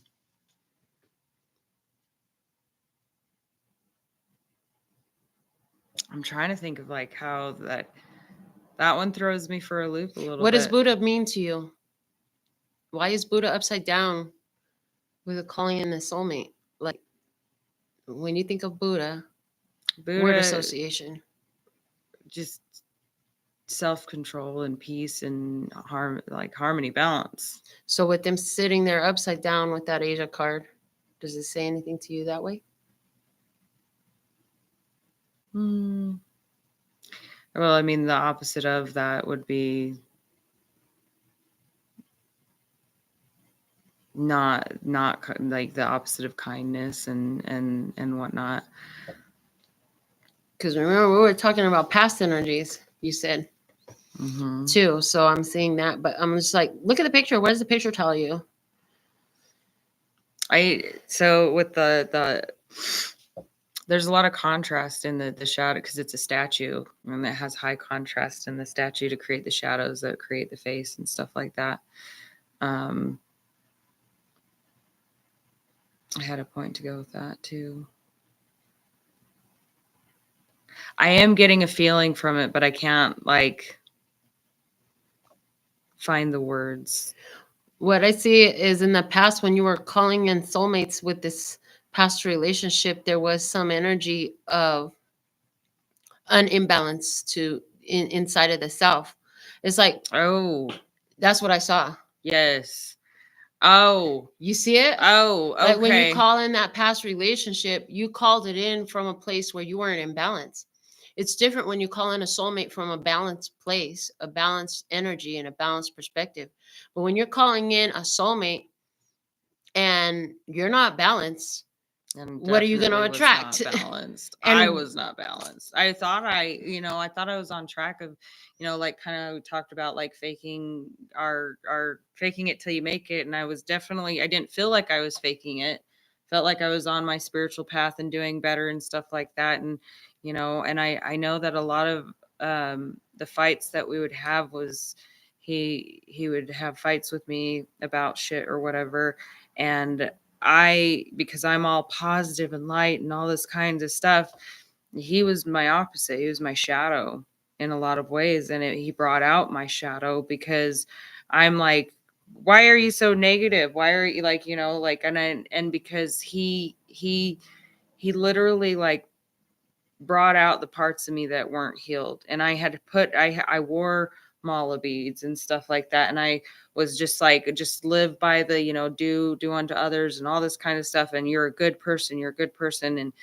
And that's something I've been talking about too a lot, is like how we all have good intentions, and that whole saying, the road to hell is paved with good intentions. We all have good intentions to begin with, but then we feel scorned, we feel misunderstood, we don't feel validated, we don't do something, and then if we don't have our ego in check, we lash out in some way, shape, or form because we want to defend ourselves in or whatever.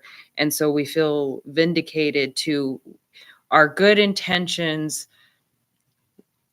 Because we have good intentions, it gives it sometimes I think that we unconsciously give us a hall pass to have bad intentions. And so, well, you cut me off in traffic, so it gives me every right to be an asshole back. No, it doesn't. And honestly, a lot of fights that we had, I would point out, well, you're doing this and you're doing this, and all the time while I'm pointing my finger at him, I'm doing the same fucking thing to him in that very fucking moment. But because I feel like because of my good intentions, and I'm a good person, I'm such a good person, and I'm all light and stuff, that I could not see my shadow. So a little while before we started pulling cards one of the things that I was talking about was in the contrast of light and dark. Like when one person actually embodies their light and their dark, there's no external counterbalance needed. And that's exactly what it's talking about. Like in the relationship, you're talking about you were light and he's dark, and you needed that counterbalance, but it was externalized. Mm-hmm. And it's like when you get the incorporation of the shadow aspect of the self, and you allow all that to blend, and you find a healthy way to express the shadow. You find a healthy way to honor the shadow, right? Instead of a toxic way to honor the shadow, which is what we usually by default are set to do. Some toxic shit that'll satisfy things. Your shadow. Let's just add fuel to the fire. Right. It doesn't have to That'll be, fix it. Yeah, but it doesn't have to be toxic. Mm-hmm. We don't have to put contaminant fuel to nourish our shadow. We can fuel our shadow from something that's healthier. Mm-hmm. And so it's like when you do that, then the shadow self doesn't need an expression externally, because you're expressing it in yourself, and it's all integrated, and it's balance created within. Now you are the yin yang. He's not the yang to your yin no more, type of a thing. Oh yeah. He definitely, and then I sometimes I wonder, because I recall fights that we would have where he was trying to get me to see something, and how I took it as such a personal attack. And like, how dare you? I'm doing everything in my power to make you happy and all this stuff, and all you're doing is nitpicking me. And there was a lot of times he had valid points of like, do you not see that you're doing these things, and like it's not okay that you're doing these things? And like, and unfortunately, because I love him, I still have so much love for him, that it hurts that I had to learn these lessons at the expense of losing him. and it's heartbreaking. But at the same time, I'm so grateful because I'm a better person because of that experience. And I am continually finding that balance within. And I will say, like, one of the things that, like, because of our good, that having that, we have good intentions, and it keeps us blinded from our bad intentions. It keeps us blinded from our bad behavior and excuses our bad behavior, when really it does not excuse our bad behavior. And like we talk about, like, narcissism and how it is thrown all over social media like crazy. And honestly, when we take a good look in the mirror, a lot of times when we point a finger at somebody saying that they're a narcissist or whatever, a lot of times we're doing the exact same thing, may not be in the exact same way. But if you're not able to have that hard, honest conversation with yourself and that hard look in the mirror with yourself and be open to other people's feedback of your behaviors or your whatever, like, you're just going to continue to beat yourself. You're just going to continually repeat those lessons until finally it sinks in. Yeah. But anywho, so yeah, I do believe that I've definitely found a lot more balance in this. And then I will say that this year, like, being with myself, my finances have been the best they have been. And I'm by myself, and it's completely independent. I don't have anybody else providing for me. It's completely me. So we have the finance one after the Asia one that I pulled. And then right after that, I see the spouse one. And I think that is not so much, I think, but union with myself in a lot of ways, I think, and whatnot. And then that one came out upside. I looked at it upside down, but communal living is at the bottom of the deck, and it's an image of, like, old ruins almost, or like the adobe homes. Mm. I see, like, ancient housing, but can you see it that well? Kind of. Anyways, glare. Yeah. What's funny is I'm actually, so I did the hermit thing by myself, did like a chill and heal by myself, living out of town, and was not around anybody. And it really allowed me to go deep and do some serious healing doing the hermit thing. But then I came to realize that, okay, we're done with this season of this, or this cycle, because it was actually, being a hermit was now starting to hinder my healing. And so I'm actually now moved back into town, and I have roommates and communal living, just like, kind of like, I almost kind of see it as like a, because I feel like I've been kind of in trouble in, like, lockdown and communal living, and like, now I'm with roommates, and they're wonderful roommates, but it kind of feels like a halfway house. A little bit, like, I've never actually had to do a halfway house, but that's the vibe that I get from it. But it's a very good, positive environment. And I think it's, like, definitely like I graduated, and I'm a big advocate for mushrooms. And when I left that house that I was living at, I did a mushroom trip, and it was the last night I stayed there. And I took Molly as well. And usually with Molly and mushrooms, it's a fucking good time. Okay. And it did not quite go the way that I anticipated it to go. Usually, like I said, like, it's like dancing and just having fun. And this one, I turned off my cell phone. I turned off music. I did not, and I just sat out on the back porch of the house and just sat in the dark and just listened to the crickets and stuff like that. And I got this just overwhelming. Have you ever seen Spirited Away? The anime? No.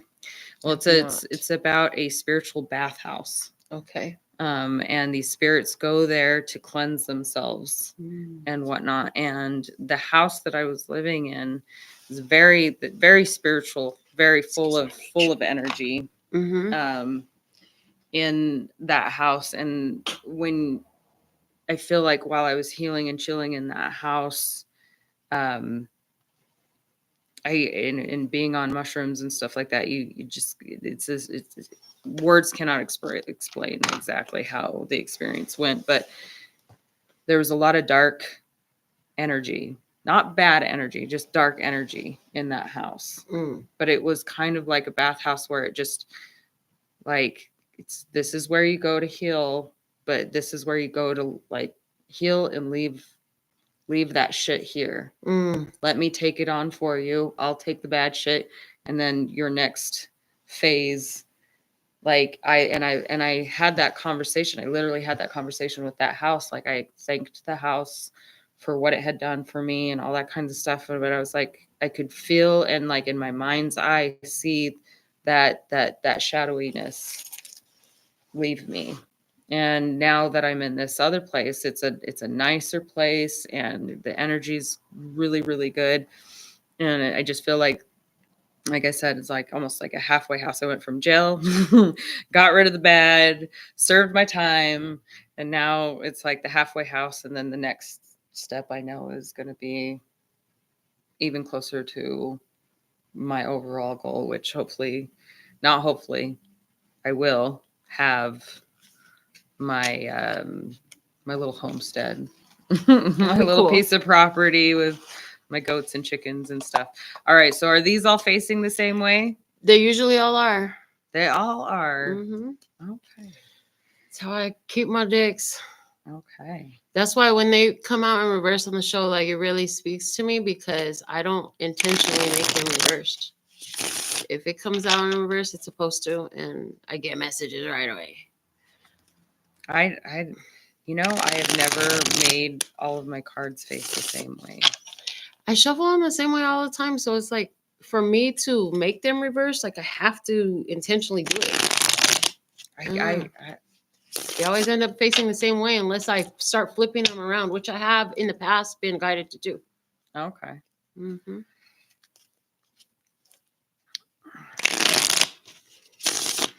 Okay, so that definitely goes with present. So I guess next ones will be future.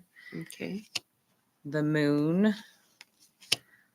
the 7 of Pentacles, and 10 of Swords. So the moon talks about illusions and stuff, right? So future, I totally got that. Like now it's time to like there will be a test in some ways, and it's going to come, and it's got the 2 wolves too. And they're different. They're the duality. They're different color.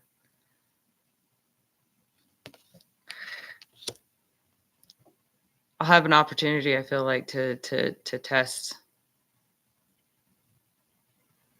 how imbalanced I am with myself. That it might show up as elusive to me. I won't see it right away, maybe. And then the fish. So the fish brought immediately Alan Watts again, a lecture I listened to. He said, only you know what's best for you. Nobody else does, because you're the only one who knows everything about every aspect of your life. And he says, let me save you from drowning, said the monkey to the fish as he put the fish up in the tree. The monkey thought he was saving the fish, but in reality, he ended up killing the fish, because the fish doesn't belong up in the tree. It belongs in the water, and the fish knows that. And so that came to mind to me. So in some ways, I feel like the opinions of others or the suggestion of others definitely comes to mind as possibly something there. And then the next one is 7 of Pentacles. And she is in an orchard, it looks like, and she's got a watering can, and it looks like she's pregnant. Mm-hmm. She's kind of holding her belly.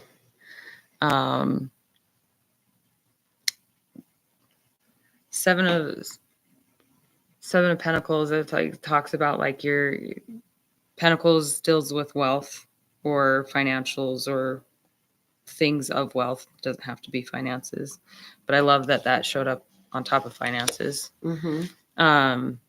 But the fruits of our labor, the fruits of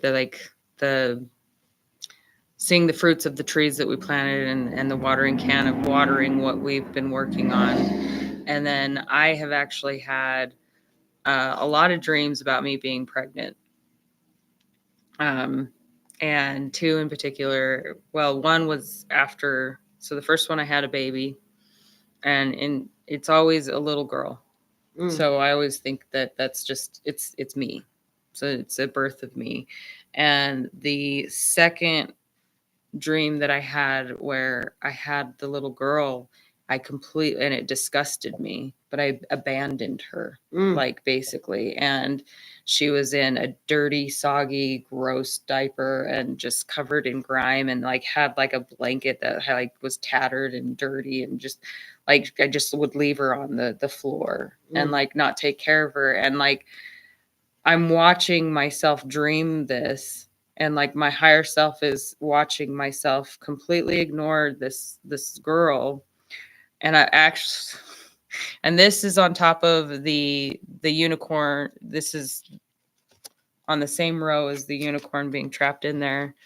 But I was putting emphasis on, I was paying attention to a guy in the dream and wanting his praise, and I wanted his approval and stuff like that. And I completely abandoned my little baby daughter for this guy, which, God, I've done that in like every relationship I think I've ever been in, but completely abandoned her. And I'm like seeing myself do this, and I'm like, I know that I'm dreaming. It's like mildly lucid dreaming. I know that I'm dreaming, but I'm like, this is not you. Take care of your fucking child. Why is she nasty and dirty and like, who are you? I don't even know you, type of feel. So that definitely like ties into that whole thing right there. And then the 10 of Swords. Now, 10 of Swords, I'm not too knowledgeable, so you gotta kind of remind me, but based upon the image alone, the 10 of Swords got a guy, he's on his knees bleeding out basically, and he's got 9 swords in his back. Very defeated kind of feeling. And I know that from what I remember, you said swords deal with words, usually thoughts, ideas. Totally be words too. Which is funny because swords were words. And so how does this play all together?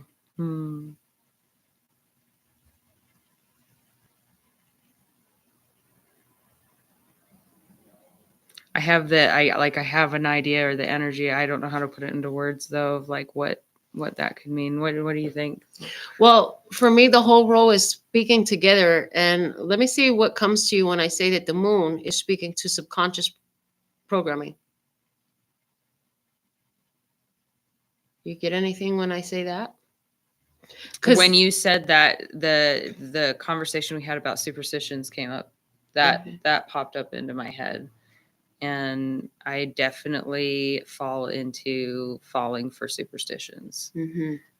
So very much so. In fact, a lot of times, like I there's a lot of fear, and like I do things a certain way because if I don't do them that way, I am afraid that I'm going to be punished for it, or that just like a almost like a contract. Mhm. Again, like, you know, you said that you would do this, and if you don't live up to that, then there will be consequences, Mhm. type of thing. And Oh, you're such a harsh ruler. This is what I'm hearing. I heard you're such a harsh ruler. Yeah. It's hard to live in your kingdom. Mm-hmm. Yeah. And that feels it feels like that right there. Mhm. The Ten of Swords. Like, I like, damned if I do, damned if I don't. Almost like it's like a feeling of defeat no matter what I do. Mm-hmm. Kind of thing. So what comes to your mind when I remind you yesterday when we were looking up the Six of Swords? And I was like, yeah, it's the masculine energy. It's a masculine energy right there. And the masculine energy is about the actions that we take and the things that we do and the way we put our energy out into the world. Do you get anything when you think about that? Looking at that? Because that looks like a masculine image to me from here without my glasses on. Okay. Yeah. Does look masculine, yes. Because one of the things that I see is like, it's the end of following an idea. Like the Ten of Swords, when it first came out over here, one of the things that I talk about is like, that's the final answer. It's the final answer before we incorporate the new idea. So when you ask me what I see here, I see like in the subconscious program, I see you making a lot of work. Like you've done a lot to change subconscious programming by the physical actions you take. Something is going to change in what you actually do because of the understanding that you have. Because you're focused here. I feel like you're focused here on growing something, something that's you care for, that's important. It's growing. It's not here. It's not all the way done yet. She's 7 months pregnant. She still needs a couple months. It's still some time. But I see that there's, with that, as the focus goes here, it's like some program that was running in your subconscious is coming to an end about how something is done, about the belief around it. And I feel like that's all related back to, because you started off talking about relationships and about being caged in. So it really, what it looks like is like whatever this idea of that had you believing that you were caged in, you just wanted something different. You just wanted a soulmate. Okay. But maybe I see even some new, more expansive awareness of what you want to call in a soulmate. Like I was talking about, I've called in soulmates before, but I forgot. Oh yeah, can they be on a high vibration with it too? Can they have a high level of conscious evolution in them? Some Christ consciousness type of stuff. I forgot certain details. Now you forget to tell them I want a guy with this size. Instead, you end up going with that size, and be specific about your wishes, right? and there's a way to be. Whatever I'm getting is like there's a way to be specific but general. It's like when you there's like a default to where you can like, yeah, whatever my future self loves the most type of a thing. So you're very specific, but you don't know what those details are, right? When you say something like that, like this is what I want.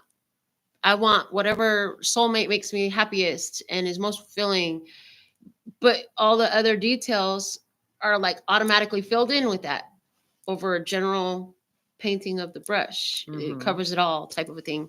Oh, but I see like transformations in your subconscious programming about what must be about ideas from the past. And they're even giving me, like you were talking about, what is traditions? It's holding yourself obligated to promises made to dead people, usually not even by you, right? Yep. And that's kind of the energy I'm getting here. Like you're no longer bound by certain ideas. I see that's coming up to where it's like breaking a subconscious pattern, which is important because one of the things I learned is like, we have sometimes such a hard time doing the new idea, carrying out the new course of action because we get stuck on what we have always done. And it's literally hard for our brain to make a different choice. Literally, because it's patterned to do the same thing. When this shows up, we do this every time. Well, we're trying to do something different. So everything that is repetitive in us, the electrical synapses in our brain that have the knee-jerk physical reactions, is like geared to doing the same fucking thing. And when you're trying to do something different, it's a period of like stress to do the new way. difficulty to do the new thing until it becomes normal. And that's what I see. It's like a hacking away at what was in the subconscious before. And it's through living the experience over and over again. It reminded me of a card out of my handmade oracles. Life is an upward moving spiral. You're going to hit the same space, but hopefully from a different headspace. That's the point. Mm. You're going to have this repetitive ass experience. You're going to do it again. You're going to have another relationship. Guess what? Some shit's going to come up with that one too. And then guess what? What are you going to do with it this time? You know, you're going to do the same shit before. We all know Einstein said that's insanity. Or we're going to do something different. And this is where it's like, okay, we do something different. Why? Because been growing. This is the only card that has a lot of light in it. This one is like the day is setting, the darkness is coming in on that. So that's closed curtains for whatever that idea is. This to me is nothing more than an idea, a perception, a shift in perspective. I'm always open to that. This one turned upside down too. That's funny because it looks a lot like that tattoo. Yeah, that's something we talked to. So this is the 3 of Swords on that one. And when I looked at it, it was upside down, which I'm totally okay with taking it that way. Mm-hmm. But I have a tattoo right here and I love it. It's beautiful. And when I got it, like, I think in some ways I like, no, actually I know, like when I got it, I liked it because it was warding off somebody at the time too. It was kind of like setting an intention or whatever. But then as my life changed and stuff, I'm like looking at it and I asked her, I said, what energy does this tattoo give you? And she pinned it right on the nose of what I was saying, is that it's a 3 of Swords energy tattoo. And I said, I've been wanting to get it covered up because I don't want the 3 of Sword energy in my life anymore. And so love the universe for confirmation. Yes, confirmation. But she's like, don't cover it up, because then she was talking about, well, the little, because it's a sacred heart that's crying.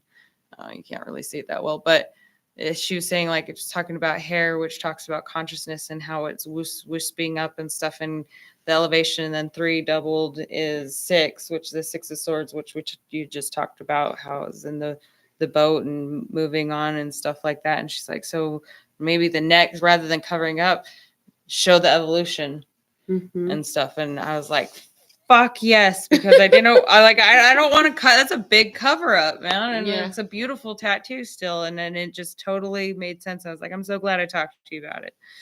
So the 3 of Swords upside down. And I know I looked it up yesterday and my memory just is, but I know that it's the like, overcoming of things, or like, I'm gonna let you take over for that because it's okay. So like a lot of the traditional meanings of the 3 of Swords in reverse, it's like where the pain doesn't hurt some more. And now the swords can fall out type of a thing. They say the same thing with the 10 of Swords in reverse. The swords can fall out. But the 3 of Swords in itself is a card of disappointment and sorrow. So it's like overcoming the sorrow, overcoming the hurt, overcoming the pain, overcoming the heartbreak. With me, the 3 of Swords is always, it hurts like a bee, but it sets you free. It's the truth that you don't want to see that's going to change your life. And because it's in reverse, the reversal to me is not saying good or bad or light or dark. It's saying to me, it's done. You already did this. You already realized the truth. You already let it go. And, you know, it takes time to process out of your mental space. The time is the 3 to the 10, which is 7. The 10 of Swords is the final thought. This is, so the 3 of Swords, you already, so that means you're at least in the 4 right now, right? But 10 and 3 is 13. And there's that death card energy. Yep. And then this 3 of Swords in reverse is giving me an energetic alignment to this 3 of Wands over here. But it's also speaking with this 7 of Pentacles that's right in the middle. And it's saying, it's like you've been investing to me, Pentacles is physical things and time, because time is money. So anything physical and anything time related, this is telling me, you know, subconsciously you put in the time, the dedication, the effort, right, to see better things that are coming from the pain.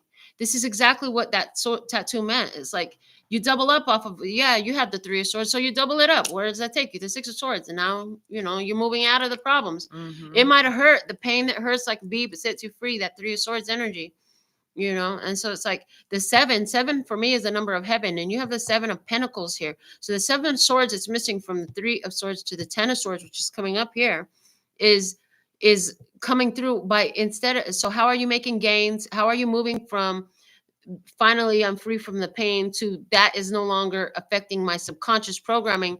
Is staying focused on the shit you want to build. What are you growing? You're birthing something. Just go back there. How am I using my time right now? What am I surrounding myself with? Where am I? And be where your feet are. I heard. Be where your feet are. Yeah. Yes. And I love that it's got a watering can. And it just made me think of watering yourself.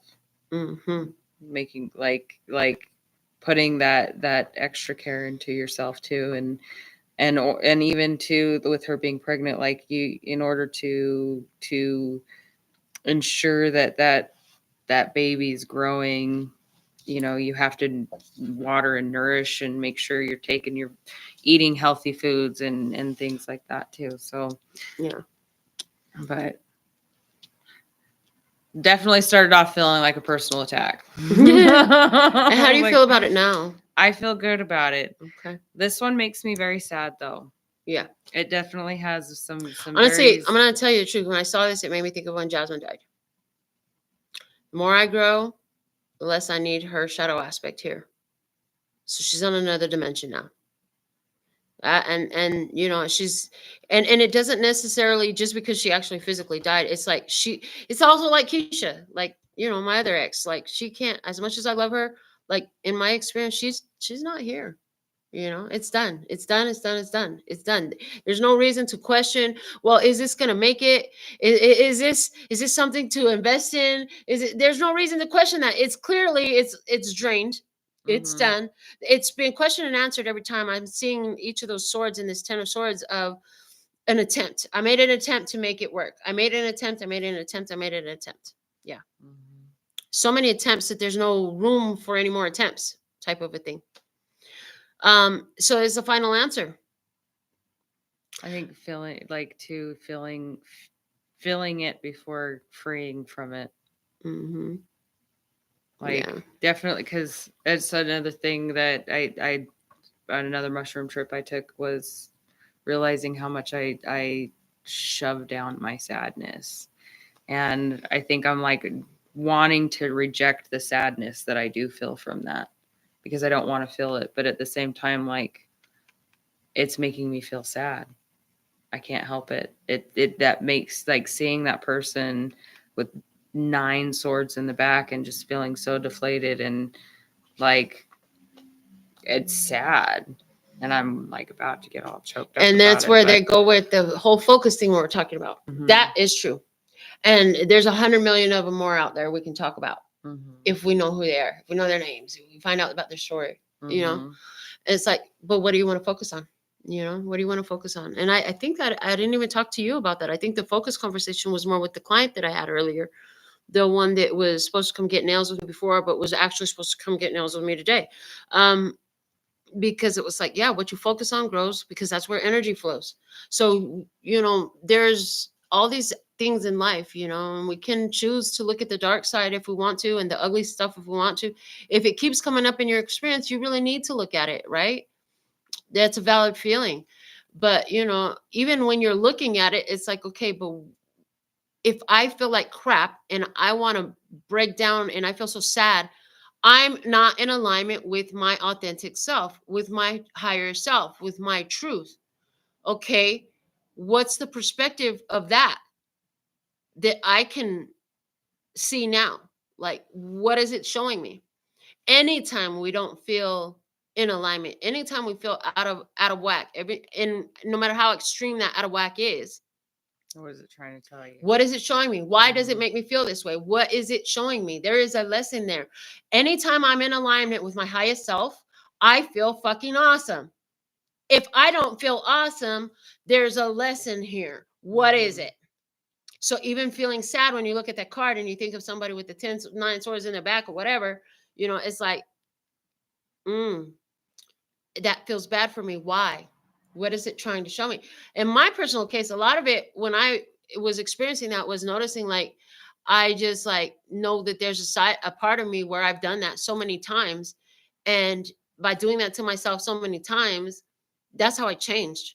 So for that person, I didn't want them to feel the pain, but my higher self knows that without them feeling that pain, that they cause for themselves by the steps that they make, then they don't get the point. They don't learn and they don't evolve and they don't grow and nothing changes for them. So my higher self knows that because that's what I went through. I learned I didn't do the stupid shit no more because I had the painful experience. I betrayed somebody. I betrayed myself. And it was through that I learned what I didn't want to do no more. I stuck my finger in the socket. I learned not to do that no more. That's what this person is like. Fuck, that's so sad. I'm so sad that you stuck your finger in the socket. No, they did it themselves. Like, dude, you told them. They actually had already stuck their finger in the socket 5 days before that in a row. Every day they did it, and they still want to do it again. Like, I sorry, I can't feel sorry for that no more. Is the perspective of more of the higher self. It's like they choose their path, and then so there's this. I'm hearing there's this slight element of control that's still there. It's like I'd rather you would have do this, and that, for sure, yeah. And it's like, but that whole idea is like not in your control. What would you rather you do for you? It's like as soon as I start to think about what I would rather somebody else does, I immediately bring it back to, well, what would I rather do? What is it that I should do in this experience? What do I need to see in this experience that is going to get me back in alignment with me? Because I can't align them. Period. No. I can't align them. I can help move energy for them. That's why I say I move energy. I do energy work. I'm not gonna. Don't pay me for a fucking love spell. You're not gonna like the way it works in most cases, because I'm gonna dredge up all the shit between you and your lover, and show you what the fuck it really is, so you can see yourself and you can see why the energy is the way it is. Most people, they just want you to do a love spell, which there's people out there who pay to do that shit. So that way you can stick this person to them. And I'm like, if that shit works, you watch out, and it's like the same thing with healing. Careful what you wish for. Yeah, the same thing with healing. Like when I move energy, all I'm doing is moving the energy so that way you can have the experience that is trying to show you, so you could get your messages and your understanding, because I can't change your life. All I could do is tell you, hey, I did this and it worked for me. What do you want to do with that? You try for yourself, and you're a person too. It might work for you too, right? But in this situation, it's been tried over and over again. It hasn't worked.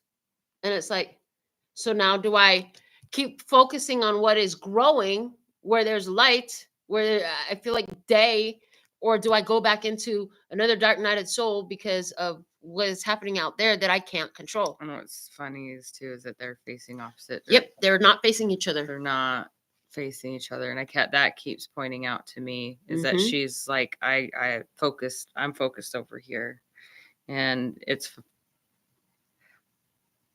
I was so focused on this one because of the energy that I get from the card, and this card, she's focusing on what she needs to be focusing on, and I think that speaks to me big right there.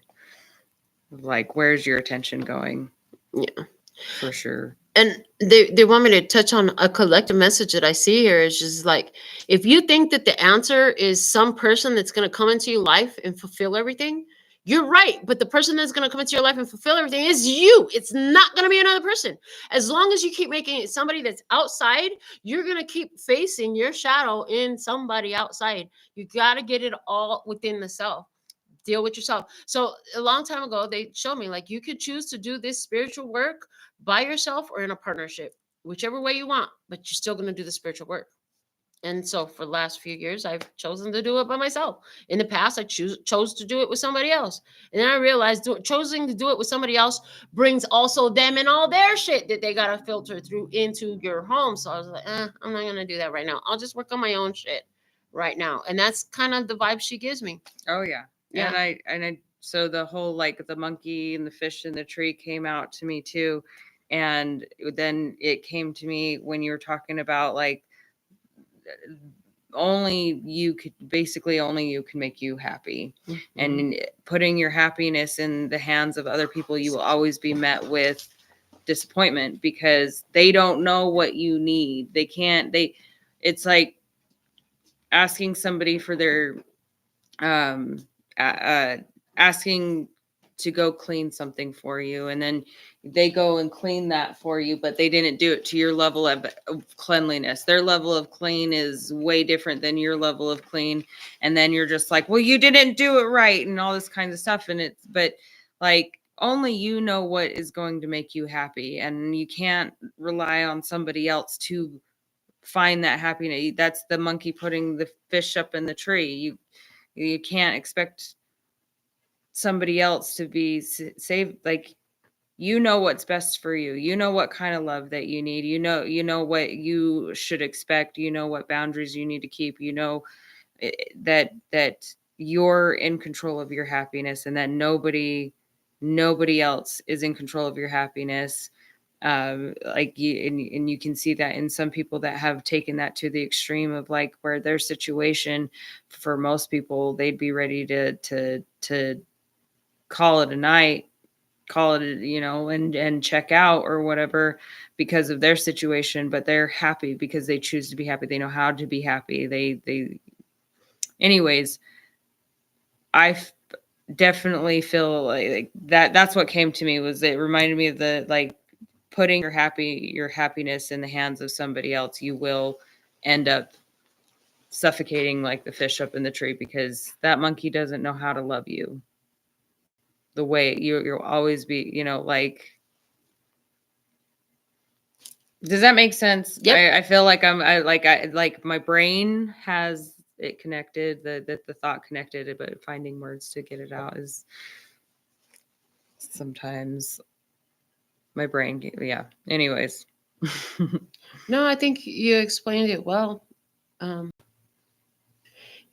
Another person can only love, you can only love another person as far as you can love yourself, and they can only love you as far as they can love themselves.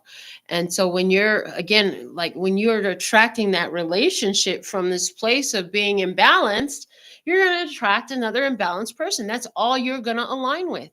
Mm-hmm. You want to attract. Oh, and we were so unbalanced. Right. Oh my goodness. And I've had that relationship. That's why I know this, because I've lived it too, and it's like so many of us have, but it's something when you recognize it. So that's why a lot of people, it's advised, spend some time on your own, get comfortable with you first, and that's what it's really about. It's like somebody else doesn't give it to you. They'll give it to you when you give it to yourself and you've already got it, then you'll have it. I can't give you what you don't have. Right? Mm-hmm. And there's that serendipitous path that leads you to the magical moments where things do come together. And it's like, stop making it so important that it's always, the next guy I meet or the next girl I meet, that's the one. No, that's not how it works. How is this person the perfect one for me right now? In what capacity? Because most people, there's the perfect one for you right now. It's not somebody that you're going to take home. You ain't even going to know their fucking name in most cases, especially if you get out too often. You go to grocery stores, or you know what I'm saying, libraries, or the bar, or the club, or the church. So who goes to church? I don't know. Not me, but somebody goes to church. You know what I'm saying? It's coming through. Yeah. And you get around other people, you're always going to have other personalities. You're going to have always other ideas and other perspectives, and all of those things are all connected to all the steps that led that person to be right there in that moment next to you. So if y'all are creating chaos, that's letting you know you have two opposite energies that are trying to stick together in some form or fashion, but the chaos is being created because they need to get the fuck apart, because they're actually not beneficial on each other's path right now. That's what you are learning through the chaos. And that's why walking away is the only solution. When it becomes nothing but fighting and bumping heads, and it becomes violent and physical and all these things, it's repelling each other. It's literally repelling each other. Oh, yes. But that's what I see. I see a change in the subconscious programming happening here that's been worked on. It's all about love and money. It's all about love and money and health. I see somebody who worries too much about time, not having enough time. Somebody always feels like they're in a fucking rush. They feel like they never have enough time, never have enough time, never have enough time. Yeah, that's another one that doesn't serve well. It's like, hold on. Maybe you're not having enough time because you're always worried about not having enough time or not being on time. And they're actually showing me a physical experience I had. I had like 15 minutes, so I had to leave from a party. It was a great fucking party. I was having such a good time. Didn't want to leave. And I said it out loud to the people. I was like, this is about to be the longest 15 minutes known to man. Watch, we're going to have so much fun. And we had been sitting there for a few hours. At the time, we had only had, a couple drinks the whole time. Well, within that 15 minutes, all of us had a couple more rounds, and it felt like another fucking hour. And they acknowledged it too. I was like, oh, my alarm hasn't gone off still. There's a lady, I don't know her name, but I listened to a little, like she talks about how when she was little, she would play with manipulating time. And that's just what it brought. You said that. And I actually have practiced that too, where like, I want this time to stretch out. I want this time to go longer, or I want this time to speed up.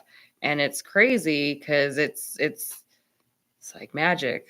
It's like, or like the movie Click. Exactly. You know, like, oh, we're gonna fast forward through this one. Oh, we're gonna pause, slow down, and I think that be where your feet are is so important to be able to do that, because like I know when I do want time to go by quickly, especially like if I'm in a waiting room or something like that, I will get on my handy dandy little cell phone, and within an hour can go within a snap of a finger practically.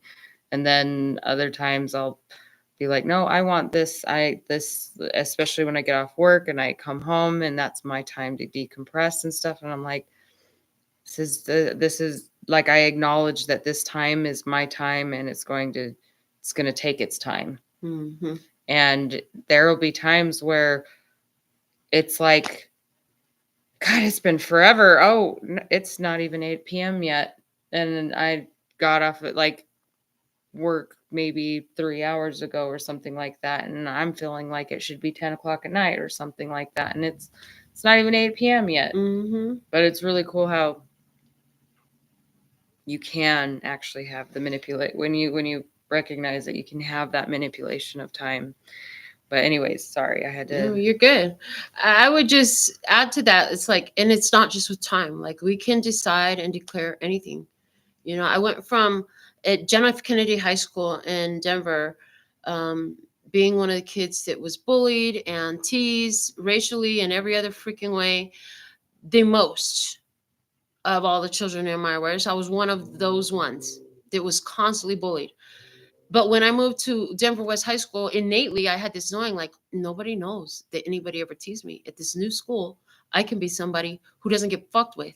And that's what I became. I became the advocate for the people that were being bullied, and I never let nobody mess with me. And from then on, it developed into this, like, there's people out here that see me so gangs. They talk to me like I'm like a guy ever got jumped into a fucking gang. I never been no fucking gang. But yes, they that energy grew to where I'm respected where I go. Anybody that's tried to test that met with the same energy, right? Like, don't test me. So the thing of it is, that change happened because I saw it. And the change in time happened because I saw it. It's all about making the final decision. This is what it is. The old is done. The new is now. This is all I see. I'm only going to look at this. The focus is everything. And eventually, it's like you do it enough, you repeat, then the subconscious programming is affected. It gets deeply ingrained in your brains. Now your synaptic patternings are reset, and this is your natural way of being. You don't have to struggle. You don't have to fight. It's not so difficult. And so if I would leave you all with anything, I only want to leave you with the idea that you can do any fucking thing you want. But I always recommend that you do it in the foundation of love, peace, and happiness, because what you put out comes back to you. Yes, there are people that use dark energy, that do dark intentions, do ugly shit towards other people. But all that energy must go back to them, especially with ones who understand that it's not yours to control out there. I can't do nothing. And you know what? I'm the power in my life. I decide what I live. When you really get that down, I'm blessed, safe, and protected anywhere I am in my skin. Nobody can fuck with you. You're unfuckwithable. You're fucking invincible. And there are no laws of anything that can hold you down. You got the laws of the universe. That's it. Those are the only laws that you're ever going to be bound to, because you do live in this universe. They do apply here. So that's the way it works. But like, we were talking, about meditation, and she was like, it's like a motor. You gotta give it a break. I'm like, yeah, I'm not a motor. I'm a sun, self-regenerating energy. And so then last night, it was funny. I had an experience. I seen this tree earlier in the morning. There's a tree right next to my front door. And for whatever reason, I had leaned over the side. I was having my smoke break, and I saw that the side of the tree, there was a bunch of fucking Q-tips stuck to it. Like somebody stuck Q-tips to the tree. And It was grotesque to me. It was just disgusting to me. I'm like, ew. And I made it a mental note. Later, we'll take care of it. Later, we'll take care of it. I felt also, mind you, that I had to have something in my hand. I couldn't touch it directly. I don't know why. I feel like somebody did that intentionally, and I don't know what.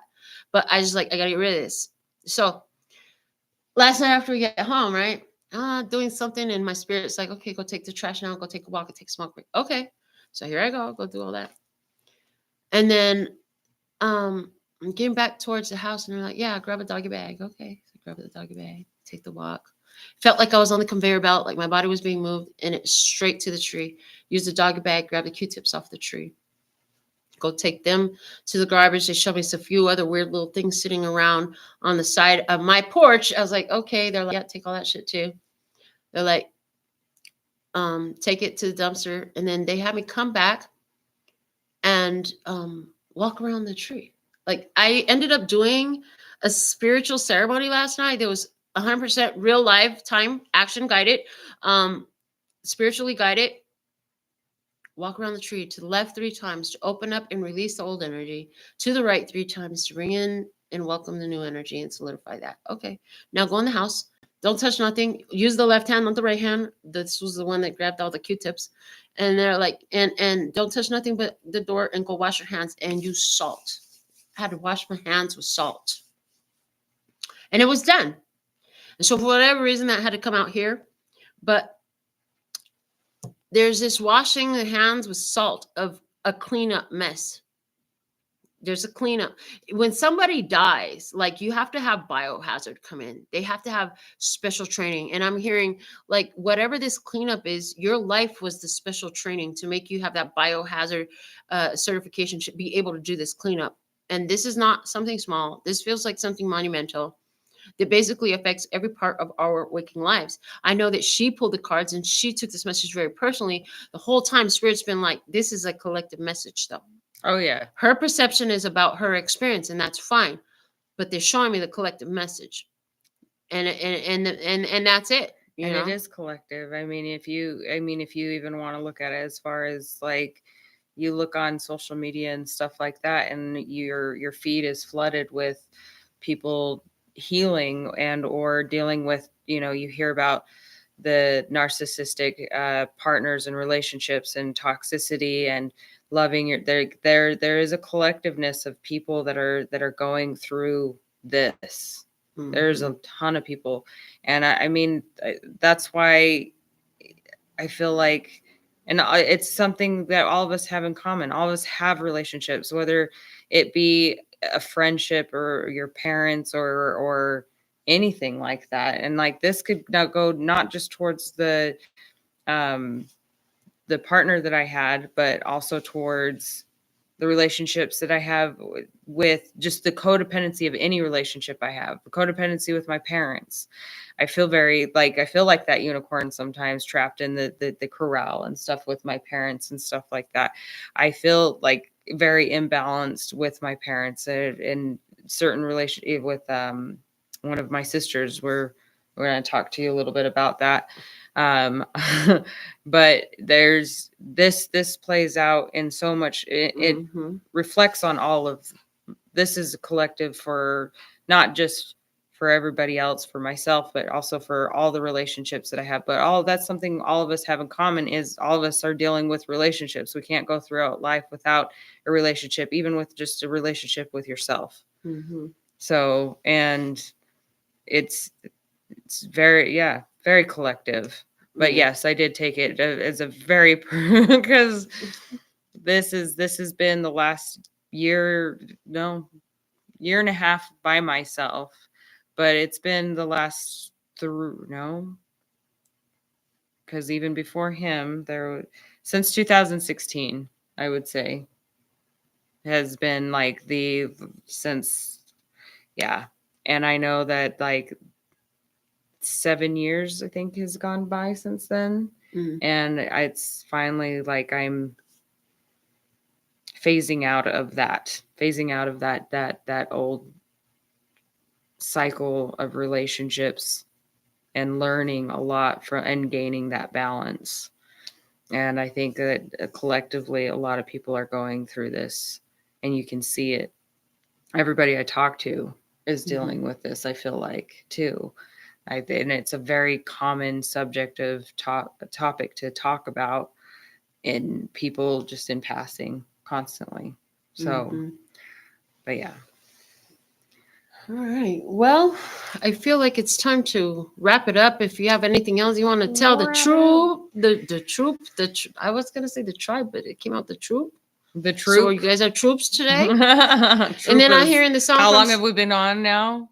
2 hours and 14. Yeah, you are troopers. Yeah. Okay, there you go. But I heard this song from the old group Troop. Spread my wings, and fly away to a place that I hope for. Okay, and my heart will be the pathway. I'm searching for love that's evermore. Okay, and I'm hearing the only place you're gonna ever find an evermore love is in yourself. So you better get into there evermore. That's what I got. It kind of reminds me of do you guys remember when Dennis Rodman married himself?